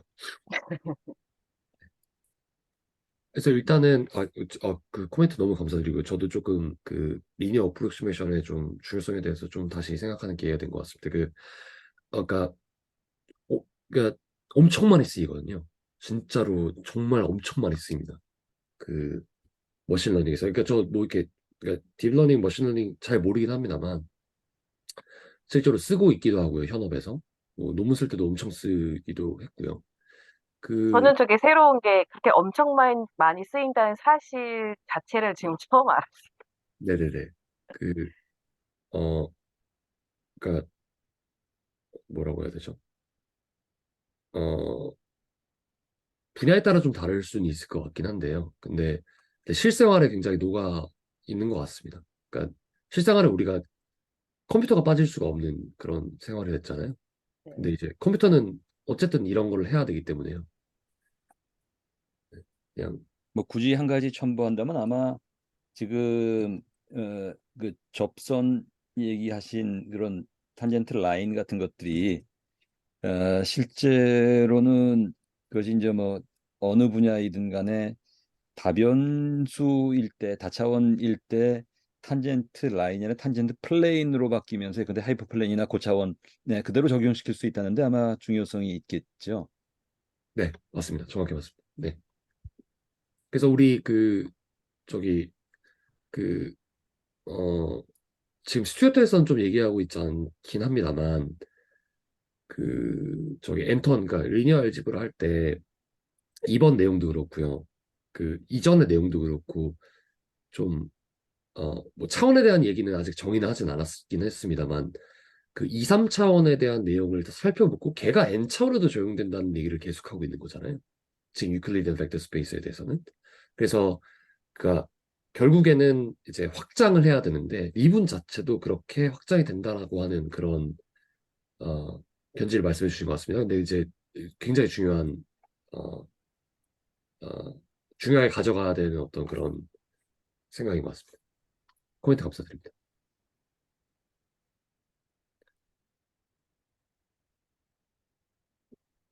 네, 조금 오늘 좀 길어지긴 하네요. 아, 조금 쉬고요. 어, 유클리디안 벡터 스페이스의 그 2절에 대한 내용을 조금 말씀을 드리려고 하는데 이게 준비한 게 1시간 넘을 것 같더라고요. 그래서 제가 최대한 그러니까 뭐 어쨌든 저희가 그 스터디하면서 어쨌든 다들 읽어오는 것들을 이제 전제로 하고 있기 때문에요. 일단 좀 빨리 하는 식으로 하겠습니다. 그리고 엄밀하진 않습니다. 그래서 그러니까 그 벡터 스페이스의 굉장히 추상적인 내용을 다룬다기보다는 우리가 알고 있는 내용들을 하고 있는 거기 때문에 좀 빨리 해보도록 하겠습니다. 근데 제가 그냥 막 써놓은 내용을 그냥 그 읽기만 하는 거라서 집중이 좀 떨어지실 수 있을 것 같긴 합니다만 일단 5분을 쉬고 그 좀 빨리 해보겠습니다. 일단은 잠깐 쉬겠습니다. 네.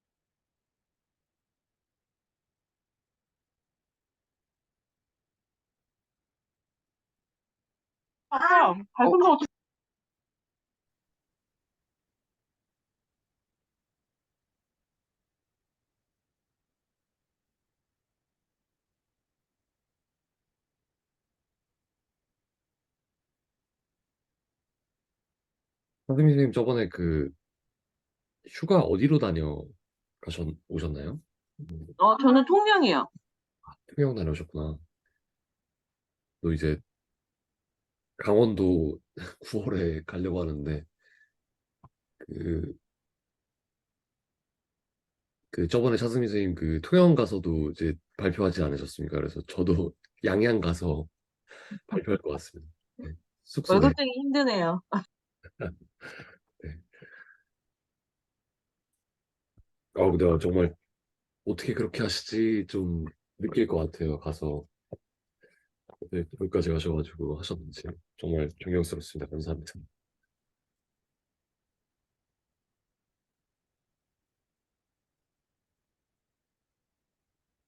아, 좀 지금 공유된 화면이 혹시 보이시는지요?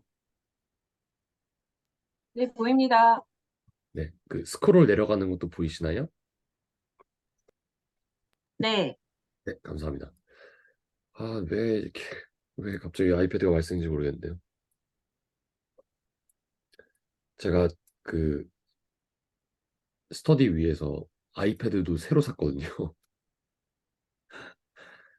네, 근데 네, 저번 한 2주 동안 잘려다가 왜 안 되는지 모르겠어요. 아, 그 벡터에 대해 얘기를 하고 있습니다. 그러니까 유클리디안 벡터 스페이스에 대해서 얘기를 하고 있고요. 그 지난번에 이제 서영 선생님께서 이제 뭐 벡터 सब스페이스 뭐 이런 말씀들도 해주시고 했는데 아직 그렇게 추상 앱스트랙트하게 딱 가진 않습니다. 근데 이제 우리가 아는 그 카르티지안 그러니까 어 그 좌표계에서 움직이는 어떤 그 벡터에 대한 이야기들 그러니까 유클리드한 좌표계죠. 말 그대로 이제 딱 직교 좌표계니까요. 그런 거에 대한 이야기를 하고 있습니다.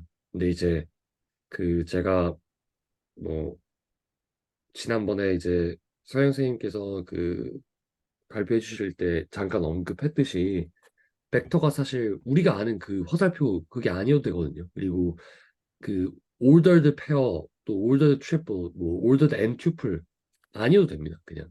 근데 이제 벡터의 성질만 그냥 만족한다라고 하면 그냥 벡터다. 그래서 함수도 벡터가 될 수 있다라고 하는 그 언급을 드렸습니다. 하지만 이 3단원에서는 우리가 그냥 그 벡터, 앱스트릭트한 벡터 스페이스를 알기 위해서 이미 알고 있는 것들을 좀 적용하는 내용이 되겠습니다. 그래서 조금 편안함을 느끼셨을 것 같아요. 저도 편안했거든요. 왜냐면 다 아는 내용이네. 그러니까 수트에서 다 배웠다. 이런 게 있었으니까요. 고등학교 때. 그리고 대학교 때 이제 뭐 대학교 때는 안 했습니다만. 근데 근데 엄밀함이 없다라는 거는 조금 읽으실 수 있었을 거예요. 우리가 계속해서 그 뭐 앞단원 계속 공부하면서 느끼셨지만 굉장히 엄밀하잖아요. 그러니까 뭔가 데피니션에서 뭔가 출발해가지고 이제 가는 어떤 그런 엄밀함이 있는데 얘는 조금 그런 것들이 거세되어 있죠. 근데 어 그럼에도 불구하고 이해를 돕기 위해서 마련된 어떤 그런 것들인 것 같으니까 일단 읽되 하지만 너무나 이제 당연한 것들이라고 이제 생각하지 말고 하나하나 조금 질문을 던져보는 그런 시간으로 가져면 좋을 것 같다는 생각이 들었습니다. 일단 우리가 벡터에 대해서 벡터 스페이스에 대해 공간에 대해서 얘기하고 있으니까 그럼 공간의 그 벡터의 성질에 대해서 알고 싶은 거예요. 그러니까 그러면은 그 벡터 자체 길이도 알고 싶고요. 벡터 간에 이르는 각도도 알고 싶고요. 그리고 그 벡터들의 이제 거리에 대해서 이야기를 하고 싶어요. 근데 그거를 단순히 이제 그 2차원, 3차원의 뭐 차원에 대한 얘기는 우리 아직 정의도 하지 않았습니다만 2차원, 3차원 그냥 편의상 얘기했습니다. 그 2차원, 3차원에서도 적용되는 거를 이 n 차원에서도 적용하고 싶은 겁니다. 어쨌든 그 벡터의 길이에 대해서 얘기하는데 그 벡터의 랭스 같은 경우는 norm이라고 합니다. 그래서 노름이라고 하는데 이 다음과 같이 이 표시를 하기로 했습니다. 이거 뭐라고 하는지 모르겠는데요. 겹, 뭐, 겹선이라고 해야 되나요? 겹선 두 개로 이제 표시를 하기로 했습니다. 그냥 말 그대로 길입니다. 그래서 벡터가 이제 2차원에서 V1, VT라고 할 때 피타고라스 정리를 사용해가지고요. 다음과 같이 표현을 하기로 했고요. 3차원에서도 똑같이 피타고라스 정리 이용하면 보일 수가 있거든요. 그래서 얘가 지금 이제 V1이 되어 있고 얘는 V2가 되어 있고 얘는 V3가 되는데 그 피타고라스 정리 쓰면은 실제로 이렇게 된다는 걸 아실 수가 있어요. 한번 해보시면 좋을 것 같아요. 근데 이렇게 된다는 걸 알 수 있거든요. 아, 그러면은 R 스퀘어도 이렇고 R 그 3차원에서 이러니까 R의 N차원에서 똑같지 않을까라고 생각을 자연스럽게 하게 되는 거예요. 그러니까 정의가 됩니다. R의 이제 N에 있는 그 벡터에 대해서 그 위의 norm은 그러니까 length는 또는 magnitude는 다음과 같이 표현할 수 있다라고 하는 것을 정의를 하게 됩니다. 지금 여기서 당장 딱 보이시죠? 엄밀하지 않다라는 거. 그렇지 않나요? 아, 2차원, 3차원 이러니까 n차원도 이럴 거야. 이렇게 전개가 되지 않나요? 그러니까 전혀 엄밀하지가 않습니다. 하지만 그냥 넘어가자는 거죠, 일단은. 그래서 1, 마이너스 1, 2, 1, 마이너스 1, 2라고 하는 것도 적절하지 않지만 1, 마이너스 1, 2라고 하는 이제 그 벡터가 있을 때 벡터의 놈을 그냥 구할 수가 있을 거예요. 그냥 여기 대입하면 되거든요. 그렇죠? 그러니까 1, 1, 4니까 루트 6이 되겠네요. 그죠? 그러면 이 definition에 의해서 이제 생기는 어떤 그런 자연스럽게 나오는 그런 것들이 있습니다. 그래서 제가 이렇게 표시한 건 뭐냐면요. 이 R의 N의 벡터라는 겁니다. 그러니까 R의 N의 원소라는 거가 되어 있고요. 그리고 K는 임의의 스칼라라는 그 이야기를 제가 그냥 이제 그냥 팬시하게 그냥 이제 표시를 한 거가 되겠습니다. 이런 상황에서 어떤 게 만족하냐면 벡터의 norm, 벡터의 length는 항상 0보다 크거나 같습니다. 어, by definition 가능한 이 이야기가 돼요. B. 그리고 어떤 이야기가 되면 벡터의 노름이 0일 때는 언제만 가능하냐면 벡터 0벡터일 때만 가능합니다. 그래서 if and only if가 되고요.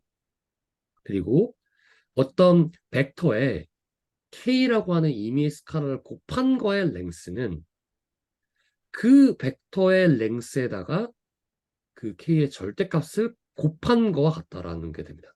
이거 곱한 겁니다. 이거 나중에 나오겠지만 더 프로덕트가 아니고요. 말 그대로 그 곱한다는 센스에서의 그 곱하는 겁니다. 그럼 우리가 증명을 할 수가 있을 거예요. 당연히 이거 티오렘이니까 데피니션에서 정리를 해야겠죠.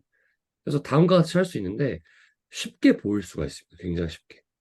그래서 우리가 그 벡터를 컴포넌트 와이즈하게 생각을 해가지고요. 그냥 이 데피니션 이용해서 그 증명을 할 수가 있거든요. 한번 꼭 한번 해보시길 바라겠습니다. 그럼에도 불구하고 완전 막 원밀하다는 생각은 들지가 않아요. 근데 어쨌든 데피니션 가지고 쓸 수가 있습니다.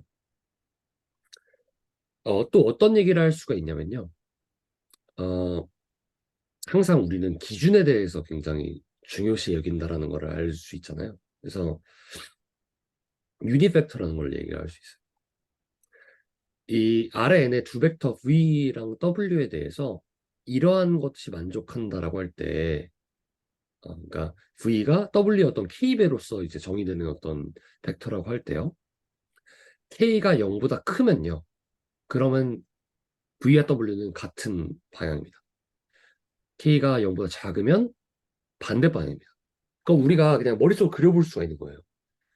그 V가 마이너스 W를 할게요.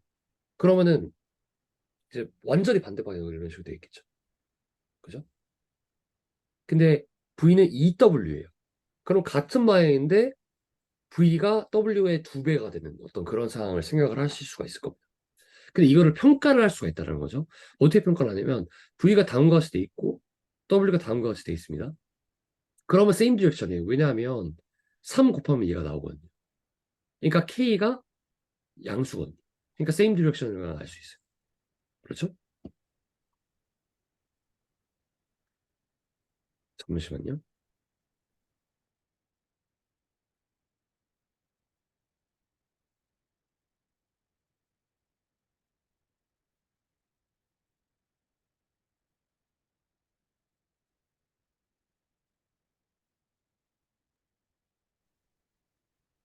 네, 그래서 그 다음에 유닛 벡터를 이제 좀 정의를 하겠습니다. 그러니까 다음과 같은 그 센스를 가지고요. 그래서 유닛 벡터는 뭐냐면 길이가 1인 벡터를 그냥 유닛 벡터라고 하는 겁니다. 어, 그래서 아시다시피 그 다음과 같은 어떤 상황에서 K의 부호에 따라서 벡터의 방향을 알 수 있다라는 어, 그런 거를 이용을 해서 유닛 벡터는 이제 벡터의 방향을 특정 지을 때 굉장히 유용하다는 걸 알 수가 있어요. 그러면은 어, 어, 뭐, 일단 뭐 정의부터 보죠. 유닛 벡터 U는 어, 어떻게 정의를 하냐면요. V라고 하는 거에 뭐를 곱하냐면요. 벡터의 노름의 역수를 곱합니다. reciprocal이라고 이제 되어 있죠. 그 객과서에는 다음과 같이 이제 곱합니다. 그러면 U는 V랑 항상 같은 방향을 가질 수밖에 없어요. 왜죠?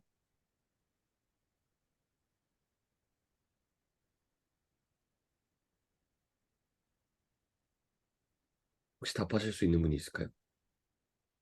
그 곱하는 게 양수여서 그렇죠. 정확히 맞습니다. 놈이 항상 플러스니까. 정확히 맞습니다. 네. 길이니까. 네, 맞습니다. 그러니까 여기서 출발을 하게 되는 거죠. 예, 그 답변 감사드립니다. K가 항상 양수기 때문에요. 얘는 항상 같은 방향일 수밖에 없어요. 그런데 노멀라이즈가 이제 되게 되는 거죠. 그러니까 뭐 뒤에 설명드리겠습니다만.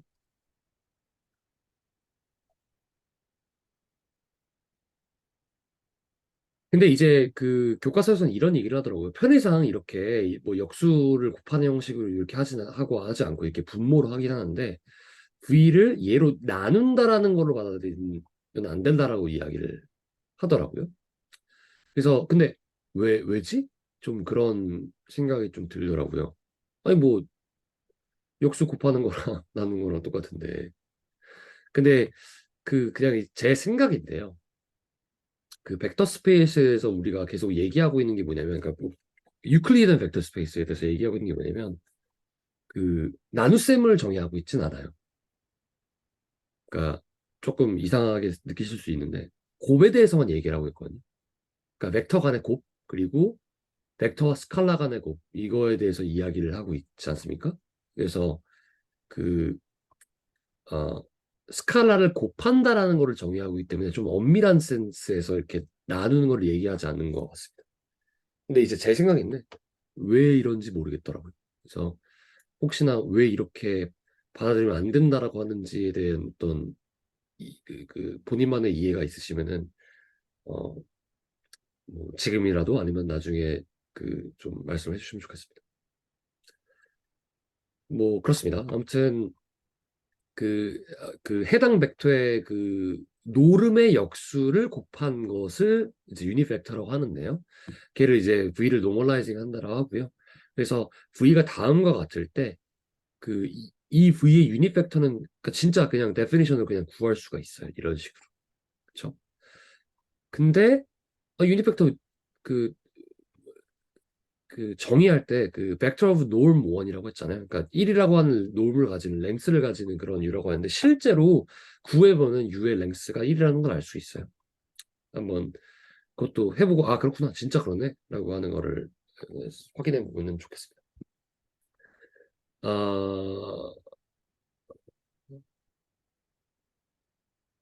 그렇고요. 근데 이제 얘를 뭐 직접 해봐도 알 수 있지만 그냥 유닛 벡터의 정의를 그냥 사용하고 그 티오렘 아까 얘기했던 거를 통해서 그러니까 K가 바깥으로 절대값 치워지고 나아가는 이런 걸 통해서도 증명할 수가 있거든요.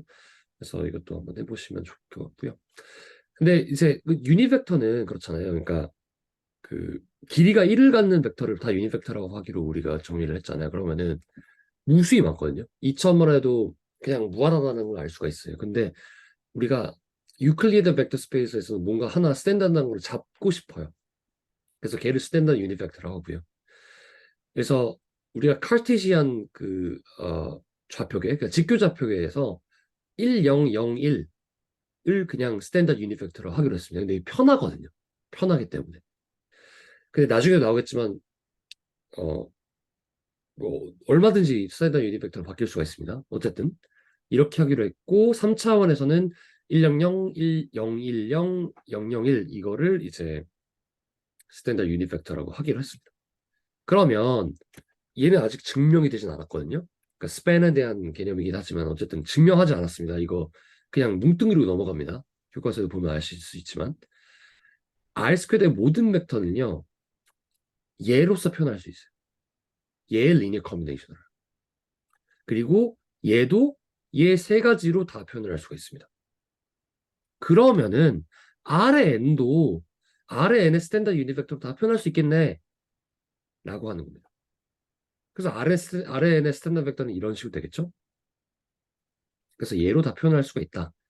근데 어떤 임의의 벡터 R의 N의 임의의 벡터 V가 있을 때 다음과 같이 표현할 수 있다. 리니어 커뮤니케이션을 표현할 수 있다라고 하는 것이 스탠다드 유닛 벡터의 어떤 그 존재의 의의가 되겠습니다. 근데 다시 한 번 말씀드리지만 전혀 엄밀하지 않죠. 그죠? R 스퀘어도 R 트리플 이러니까 RN도 이럴 거야 이런 거잖아요. 전혀 엄밀하지 않습니다. 하지만 그냥 계속 가자고요. 우리 계속 그 3.3절은 그냥 3장은 계속 이렇습니다. 그 다음에 뭘 알고 싶냐? 우리가 지금 norm에 대해서 이야기를 했습니다. 그러니까 벡터의 길이에 대해서 얘기했는데 두 벡터 간의 거리를 알고 싶어요. 거리 개념을 도입하고 싶은 거예요. 그러면 거리를 다음과 같이 이제 그 정의를 그냥 하게 됐습니다. 그래서 UV는 다음과 같이 표현하는데 어떻게 표현하면요. 아까 있는 그 노름을 가져오는 거예요. 그래서 UV의 디스턴스를 알고 싶으면은 그거의 차의 벡터의 노름을 구하면은 그게 디스턴스가 돼요. 그래서 이게 그냥 정의를 합니다. 얘는 티오렘이 아니에요. 그냥 그렇게 하겠다라고 한 거예요. 그래서 우리가 이제 두 벡터를 생각하고 u-v를 생각하면 어떤 게 되는 건지 이제 그냥 우리가 머릿속으로 생각을 할 수가 있게 될 겁니다.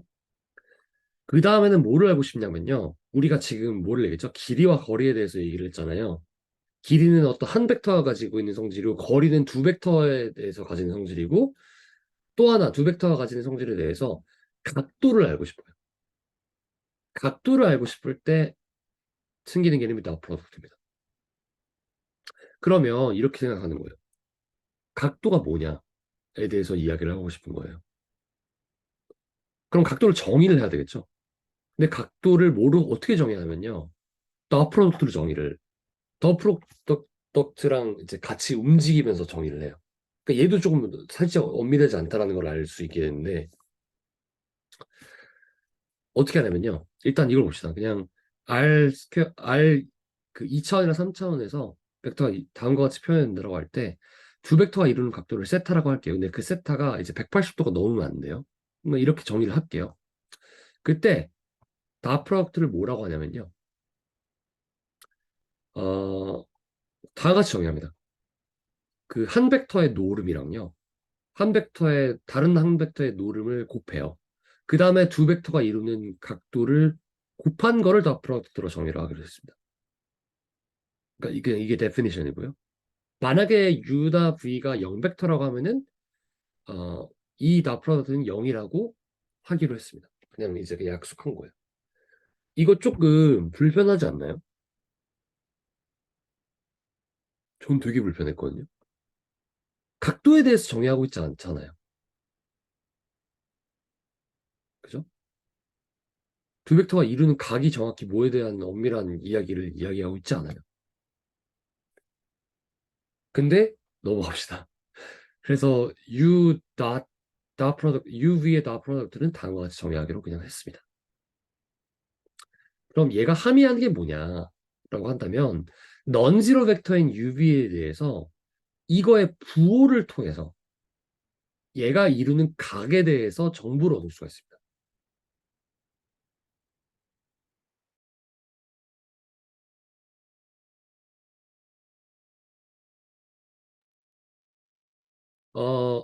그러니까 이게 무슨 얘기냐? 이 코사인 세타 때문에 생기는 겁니다.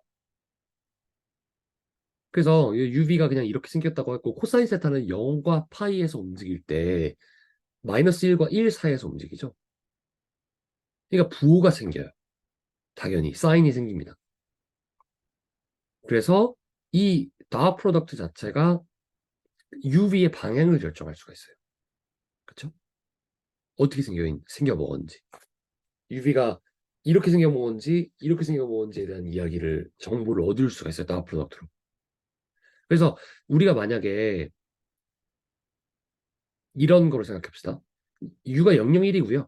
V가 02라고 할 때 얘네들이 어떻게 생겨먹었냐 라는 걸 그러니까 알 수 있는 게 그냥 닷 프로덕트예요. 닷 프로덕트 정의를 하면은 U의 이제 그 노름, V의 노름을 구하고 곱한 다음에 이제 코사인을 하면 되잖아요. 근데 이제 여기서는 일단 두 벡터가 이루는 각을 그냥 그 이야기를 하긴 했습니다만 나중에는 그냥 두 벡터가 이루는 각도 알 수 있긴 하거든요. 어쨌든 이렇게 하면 2가 나오잖아요. 그럼 2가 나온다는 건 뭡니까?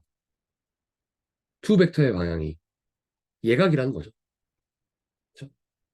코사인 세타의 그 정의에 말미암아서 이렇게 판단을 할 수가 있게 되는 겁니다. 그게 다 프로젝트의 유형성이 되고요. 유클리드 벡터 스페이스에 대해서 얘기하고 있는 겁니다. 그 다음에 이 다 프로덕트는 다음과 같이 이제 정의를 하긴 합니다만 커포넌트 와이즈하게 정의를 할 수도 있습니다. 어떻게 하냐면요. 다음과 같이 이제 일단 3차원에 있는 UV에 대해서 생각을 할게요. 벡터 두 개에 대해서 생각을 할게요. 다음과 같이 돼 있다라고 할 때요.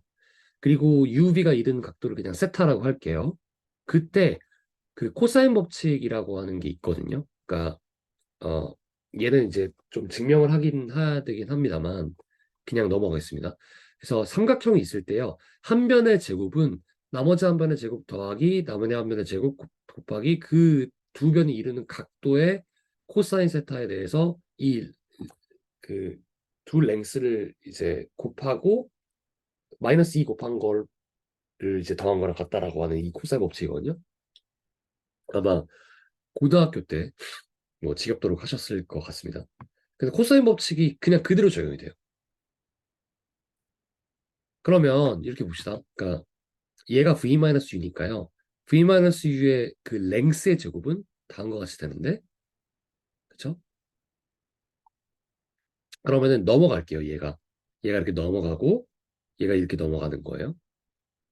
이 썸을 쓰면서 해야지 좀 괜찮은데 죄송합니다. 그러면은 이거 자체가 뭐냐면요. U와 V의 닷 프로덕트의 그냥 정의예요. 정의. 그죠? 그러니까 얘는 그냥 U 닷 프로덕트 V로 그냥 남겨두고요. 얘를 뭔가 그 머리피케이션 하는 겁니다. 근데 그때 또 뭘 쓰냐면요. 노름의 정의를 써요. 그럼 이 U의 노름은 얘고 V의 노름은 얘니까 얘를 그냥 대입을 하는 겁니다. 그렇죠? 그렇게 되면 어떻게 되냐면요. 결국에는 컴포넌트 같은 그 엔트리에 있는 그 같은 엔트리에 있는 거를 그냥 곱한 거를 더한 거나 다름없다라는 거를 알 수가 있어요. 그냥 전개를 해보면요. 그렇죠? 근데 이게 비단 2차, 3차에만 적용이 되는 게 아니고 N차에도 적용이 된다라고 하는 게 이제 어떤 이야기하는 게 되겠습니다. 그래서 그냥 곱하기만 하면 돼요. 얘가 가지고 있는 용이함이 무엇일까요? 이렇게 안 해도 된다는 거예요. U와 V 두 벡터의 그 닷 프로덕트를 구하는 데 있어가지고요. 이렇게 안 해도 된다는 겁니다. 굳이 각도를 알 필요가 없고요. 그냥 컴포넌트 와이즈에 곱하고 더하기만 하면은 구할 수 있다라는 그 장점이 있다는 얘기겠습니다. 이거 되게 대단한 거 아닌가요? 그러니까, 그러니까 삶을 너무 쉽게 만들어주게 되는 어떤 그런 거잖아요. 그러니까 굉장히 중요한 발견이라고 생각을 하고 있고요. 두 벡터가 이루는 각도를 알 수 있을 때, 그 각도를 알고 싶은데, 그 컴포넌트를 곱하고 더하는 것만으로도 그냥 알 수 있다라는 굉장히 중요한 의미가 있다라는 겁니다. 그래서 너무 신기하지 않나요? 물론 또 엄밀하게 하긴 하겠습니다만. 그래서 두 벡터가 이루는 각도, 아까 그 두 벡터가 이루는 각도가 45도라고 할 때라고 했잖아요. 근데 그럴 필요가 없다라는 걸 알게 돼요. 001, 022라고 할 때 두 벡터가 이루는 각을 그냥 알 수가 있어요. 어떻게 해요? 더 프로덕트의 정의를 사용하면요. 그리고 더 프로덕트가 다음과 같이 쉽게 계산할 수 있다는 걸 알면요. 얘는 2고요. 더 프로덕트가. 그럼 더 프로덕트 정의가 얘니까. 근데 얘랑 얘를 다 알고 있잖아요. 그러니까 코사인 세타 그리고 세타도 종국이 그냥 알 수가 있게 되는 거죠. 삶을 너무 쉽게 만들어주는 그런 거죠. 다 프로덕트는 또는 그 그러니까 말씀드린 그런 것들 이외에도 굉장히 어떤 그 디라이브 되는 그러니까 이 정의에서 생기는 파생되는 어떤 그런 성질들이 굉장히 많아요. 그래서 그 중에 하나가 뭐냐면 한 벡터, 그러니까 같은 벡터를 다 프로덕트를 하면은 그냥 그 노름의 제곱과 같다라는 그런 게 나와요. 이거 그냥 정의에서 그냥 그대로 나오게 되는 거죠. 그죠? 이러한 어떤 대수적인 어떤 성질이 나오게 됩니다. 그리고 또 하나 뭐 여러 가지가 있게 되는데요. 뭐그 나우 프로덕트의 그 성질에 대해서 이야기를 하고 있는 겁니다. 근데 이제 사실 3단원까지 왔으면은 공부하는 사람이 이런 거를 생각을 했어야 된다고 생각해요. 항상 뭔가를 정의하고 그거에 대한 연산을 줄 때 그 연산의 성질에 대해서 이야기했구나. 이거를 계속해서 그 틀을 가지고 있구나. 교과서가. 이런 거를 생각을 하셔야 되거든요. 나프로덕트에서 나프로덕트 연산이잖아요. 뭔가 뱉어지는 거잖아요. 그러니까 그거의 성질에 대해서 이야기를 해야겠죠. 그래서 그 나프로덕트 성질에 대해서도 얘기를 하고 있습니다. 그래서 뭐 이제 뭐 교환 법칙 이야기는 합니다만 여기는 시메트리 프로퍼티라고 하고 뭐 분배 법칙 그리고 결합 법칙 네, 결합 법칙이 이제 스칼라에 대해서 이야기를 하고 있는 거죠. 어, 성립을 하고 그리고 그 나프로덕트는 항상 그러니까 그러니까 같은 벡터의 그 나프로덕트는 항상 0보다 크거나 같은데 0일 때는 V가 0 벡터일 때가 밖에 없다라고 하는 이런 그 프로퍼티도 있고요. 그래서 포지티비티 프로퍼티라고 하는데 여기서 그 아, 좀 질문을 가져야 될 게 있다라고 생각을 하는데요. 그러면 UVW가 U 다 프로덕트 V 다 프로덕트 W랑 이걸 좀 넘어가겠습니다. 좀 내용을 벗어나는 것 같아요. 아무튼 이것도 프루프를 그냥 하실 수가 있습니다. 한번 해보시면 좋을 것 같습니다. 어, 증명은 넘어가겠습니다. 그리고 또 하나 다 프로덕트 연산이라고 하는 거에 이제 그 어떤 여러 가지 이야기들을 할 수가 있게 되고요. 다음과 좀 읽어보시면 되겠습니다. 근데 다 증명을 할 수 있고요. 되게 중요한 함의들을 가지고 있습니다. 특히 A와 같은 경우에 굉장히 중요하다고 제가 생각을 하거든요. 근데 이제 되게 간단하게 돼요. 그 교과서에는 아마 B만 아마 소개되어 있지 않나요? 그랬었던 것 같은데 그 A, B, C, D, E 한번 다 해보시길 바라겠습니다. 저는 다 해봤거든요. 근데 되게 쉽고 재밌어요. 한번 해보시기 바랍니다. 우리가 지금 계속 하고 있는 내용은 뭐냐면요. 유클리디언 벡터 스페이스에 대해서 배우고 있어요. 그러면은 우리가 흔히 알고 있는 그 삼각형에 적용되는 막 그런 것들 있잖아요. 도형에 적용되는 거. 그 평면에 적용되는 어떤 그런 규칙들이 벡터에 다 적용된다라는 거, 그 센스를 이야기를 하고 있는 거거든요. 이 지금 단원에서는. 그래서 코시-슈바르츠 부등식이라고 하는 이야기도 그냥 정확하게 Rn에서도 적용이 돼요. 그래서 뭐 그냥 넘어가겠습니다. 넘어가겠는데 다음과 같은 어떤 그 부등식이 적용이 된다라는 것이 코시-슈바르츠 이니퀄리티에 대한 내용입니다. U와 V의 나 프로덕트는요. 그 U의 노름과 V의 노름을 곱한 겁니다. 이거 말 그대로 곱한 거예요. 나 프로덕트 아닙니다. 뭐 얘가 2고 얘가 3이면 2 곱하기 3은 6이에요. 그리고 U와 나 프로덕트 죄송합니다. U와 V의 각각의 노름을 곱한 거에 마이너스 취한 거 그 사이에서 움직인다. 다시 정리하면 U와 V의 나 프로덕트의 절대값은 얘보다 작거나 같다라고 하는 게 코시-슈바르츠 부등식, 코시-슈바르츠 이니퀄리티가 되겠습니다. 근데 증명은 넘어가요. 그러니까 R 스퀘어드, 그러니까 R 제곱과 그러니까 2차원과 3차원에서는 이거 증명할 수 있거든요. 그냥 피타고라스 써가지고요. 근데 R의 n에서는 아직은 증명을 못합니다. 근데 이거는 뭐 4단원이었나요? 그 제너럴 벡터 스페이스 얘기하면서 그 정확하게 증명을 하게 될 거고요. 그래서 이거를 우리가 트라이앵글 이니퀄리티라고 이제 배웠었는데, 그러니까 너무 쉬운 거예요. 그러니까 UV 해가지고 좀 복잡한데, 삼각형에서 두 변의 합은 나머지 한 변보다 작거나 같다라고 하는 거예요. 그냥. 근데 그게 벡터에서 적용된다는 겁니다. 그죠? 너무나 당연한 내용인데 벡터에서 적용이 된다. 근데 그게 n 차원에서 적용이 된다는 게 되게 신기하게 되는 거죠. 그 코시-슈발츠 이니퀄리티에 의해서 생기는 여러 가지 성질들이 있는데요. 그 뭐, 뭐 이런 거고요. 그러니까 그 트라이앵글 이니퀄리티에 대한 내용을 이야기하고 있는 거예요. 거리도 이렇게 돼요. 그래서 UVW가 있을 때 UV 간의 거리는 UW 간의 거리랑 WV 간의 거리의 합보다 작거나 같다라고 하는 게 그냥 정확히 돼요. 근데 그러니까 이거는 벡터를 그냥 그려보면서 한번 좀 이해하시는 게 좀 더 편할 것 같아요. 다음과 같이 증명은 되거든요. 하지만 한번 직접 그 UVW 세 가지를 그려보고 해보시는 거를 추천을 드리겠습니다. 근데 이제 제가 써놓은 거를 그냥 그대로 설명하니까 이게 좀 집중도가 떨어질 수도 있을 것 같네요. 네, 아무튼. 그리고 뭐 여러 가지 유클리드 벡터 스페이스에 대해서 이제 그런 성질에 대해서 이제 이야기를 할 수가 있는데요. 그 옛날에 하셨을지 모르겠는데 평행사변형에서요. 그 대각선을 이제 각각 제곱해가지고 더한 거는요. 그 각변을 제곱한 거를 합한 것과 같다라고 하는 거를 그 우리가 옛날에 아마 중학교 때인가 아마 했었던 것 같거든요. 이게 증명할 수 있어요. 피타고라스 정리로요. 근데 계속해서 나오지만 피타고라스 정리가 벡터 스페이스에서도 그냥 그대로 적용된다는 걸 우리가 알 수가 있어요. 그러니까 얘도 그냥 적용이 그대로 되는 거예요. 그래서 평행사변형의 랭스의 제곱에 대해서 얘기하고 있으니까 벡터의 랭스의 제곱에 대한 것도 똑같이 얘기할 수 있다는 게 이제 티오렘 3.2.6이 되겠습니다.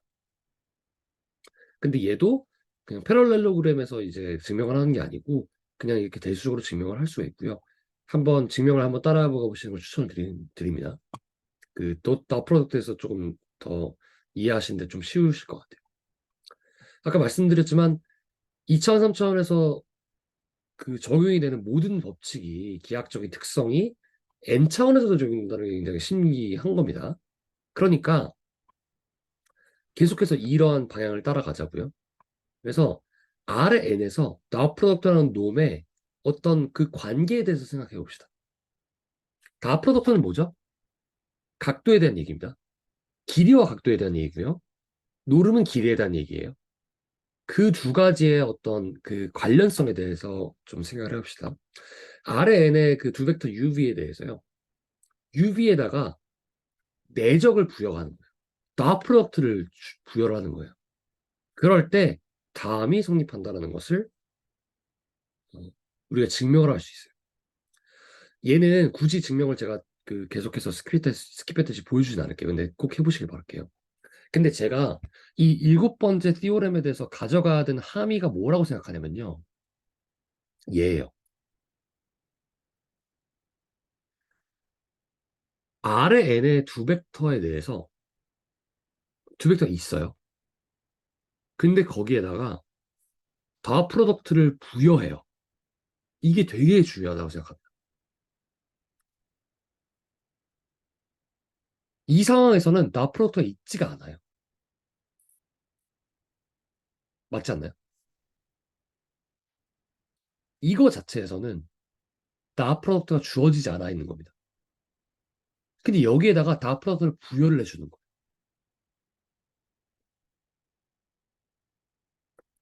생각해 볼게요. 자연수 집합이 있습니다. 1, 2, 3, 4, 5, 6, 7, 8 어도웨이 업투 무한대. 자연수 집합만 있을 때 쓸모가 있나요?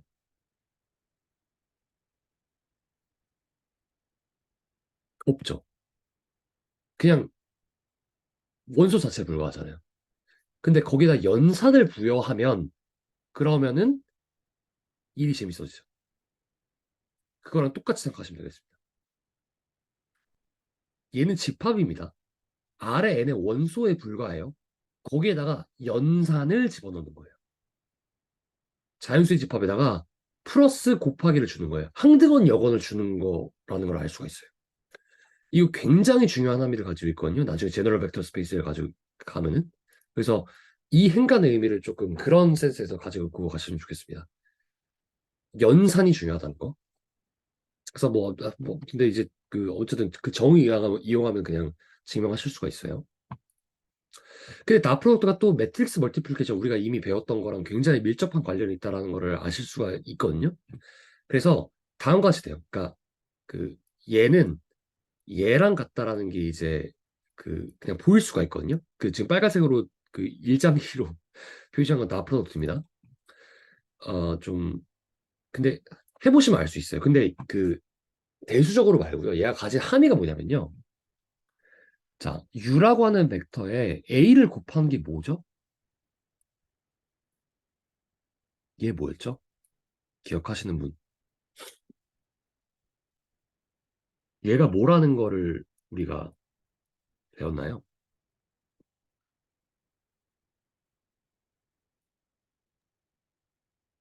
트랜스폼.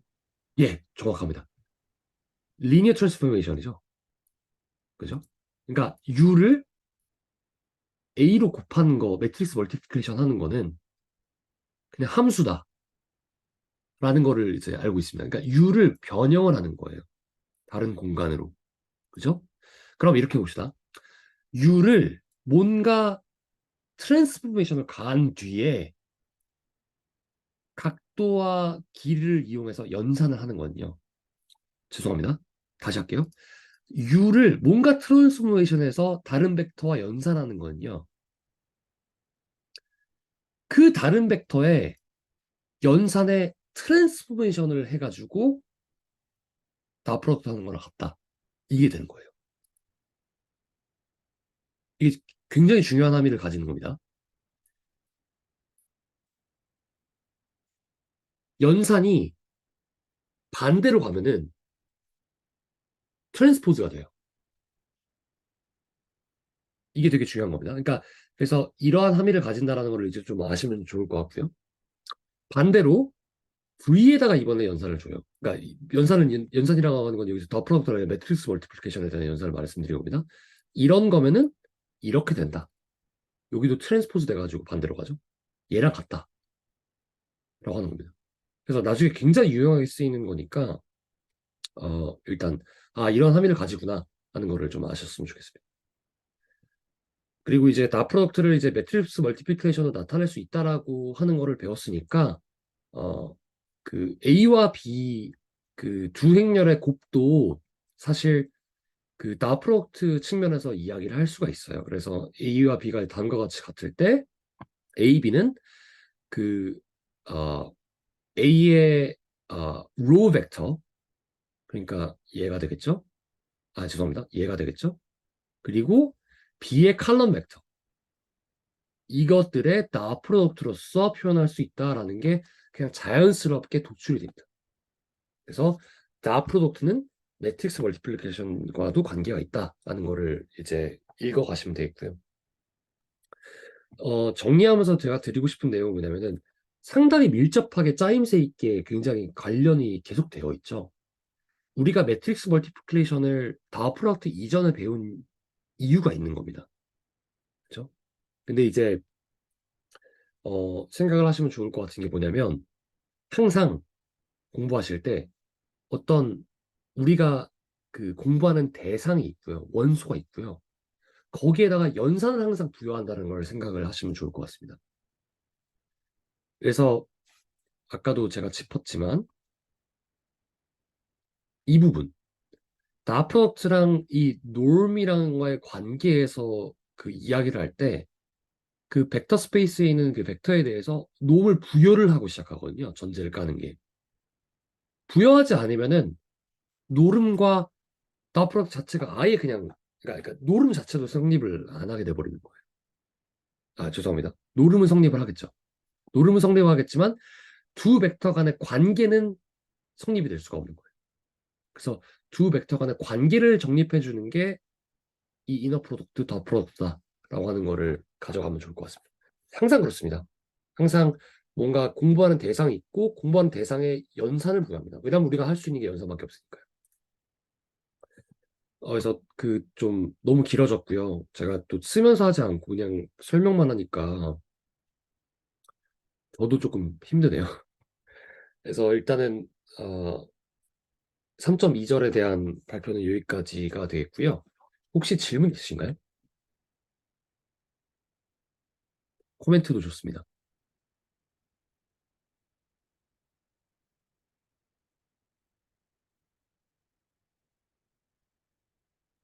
그럼 이거 하나 여쭤볼게요. 혹시 3.2절 공부하시면서 편안하셨나요? 되게 편하지 않나요? 저는 엄청 편했거든요. 왜냐면 다 알고 있는 내용이잖아요. 근데 조금만 의문을 품으면 어렵더라고요. 그런 단원이었던 것 같습니다. 뭐, 그, 제 의견에 대해서 혹시 어떻게 생각하시는지 여쭤봐도 될까요? 너무 쉬운데 너무 어렵다. 아, 이거 다 아는 내용이구만. 하지만, 왜지? 왜 2차원, 3차원에서가 n차원에서 적용되지? 이걸 생각하게 되면은 그냥 꼬리에 꼬리를 물고 어렵더라고요. 네, 윤영 선생님. 네.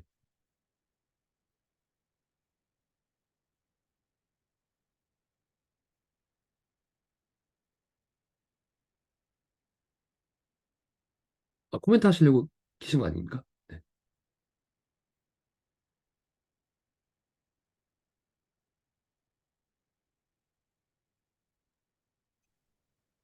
윤영희 선생님 소리 혹시 안 들리는데, 네.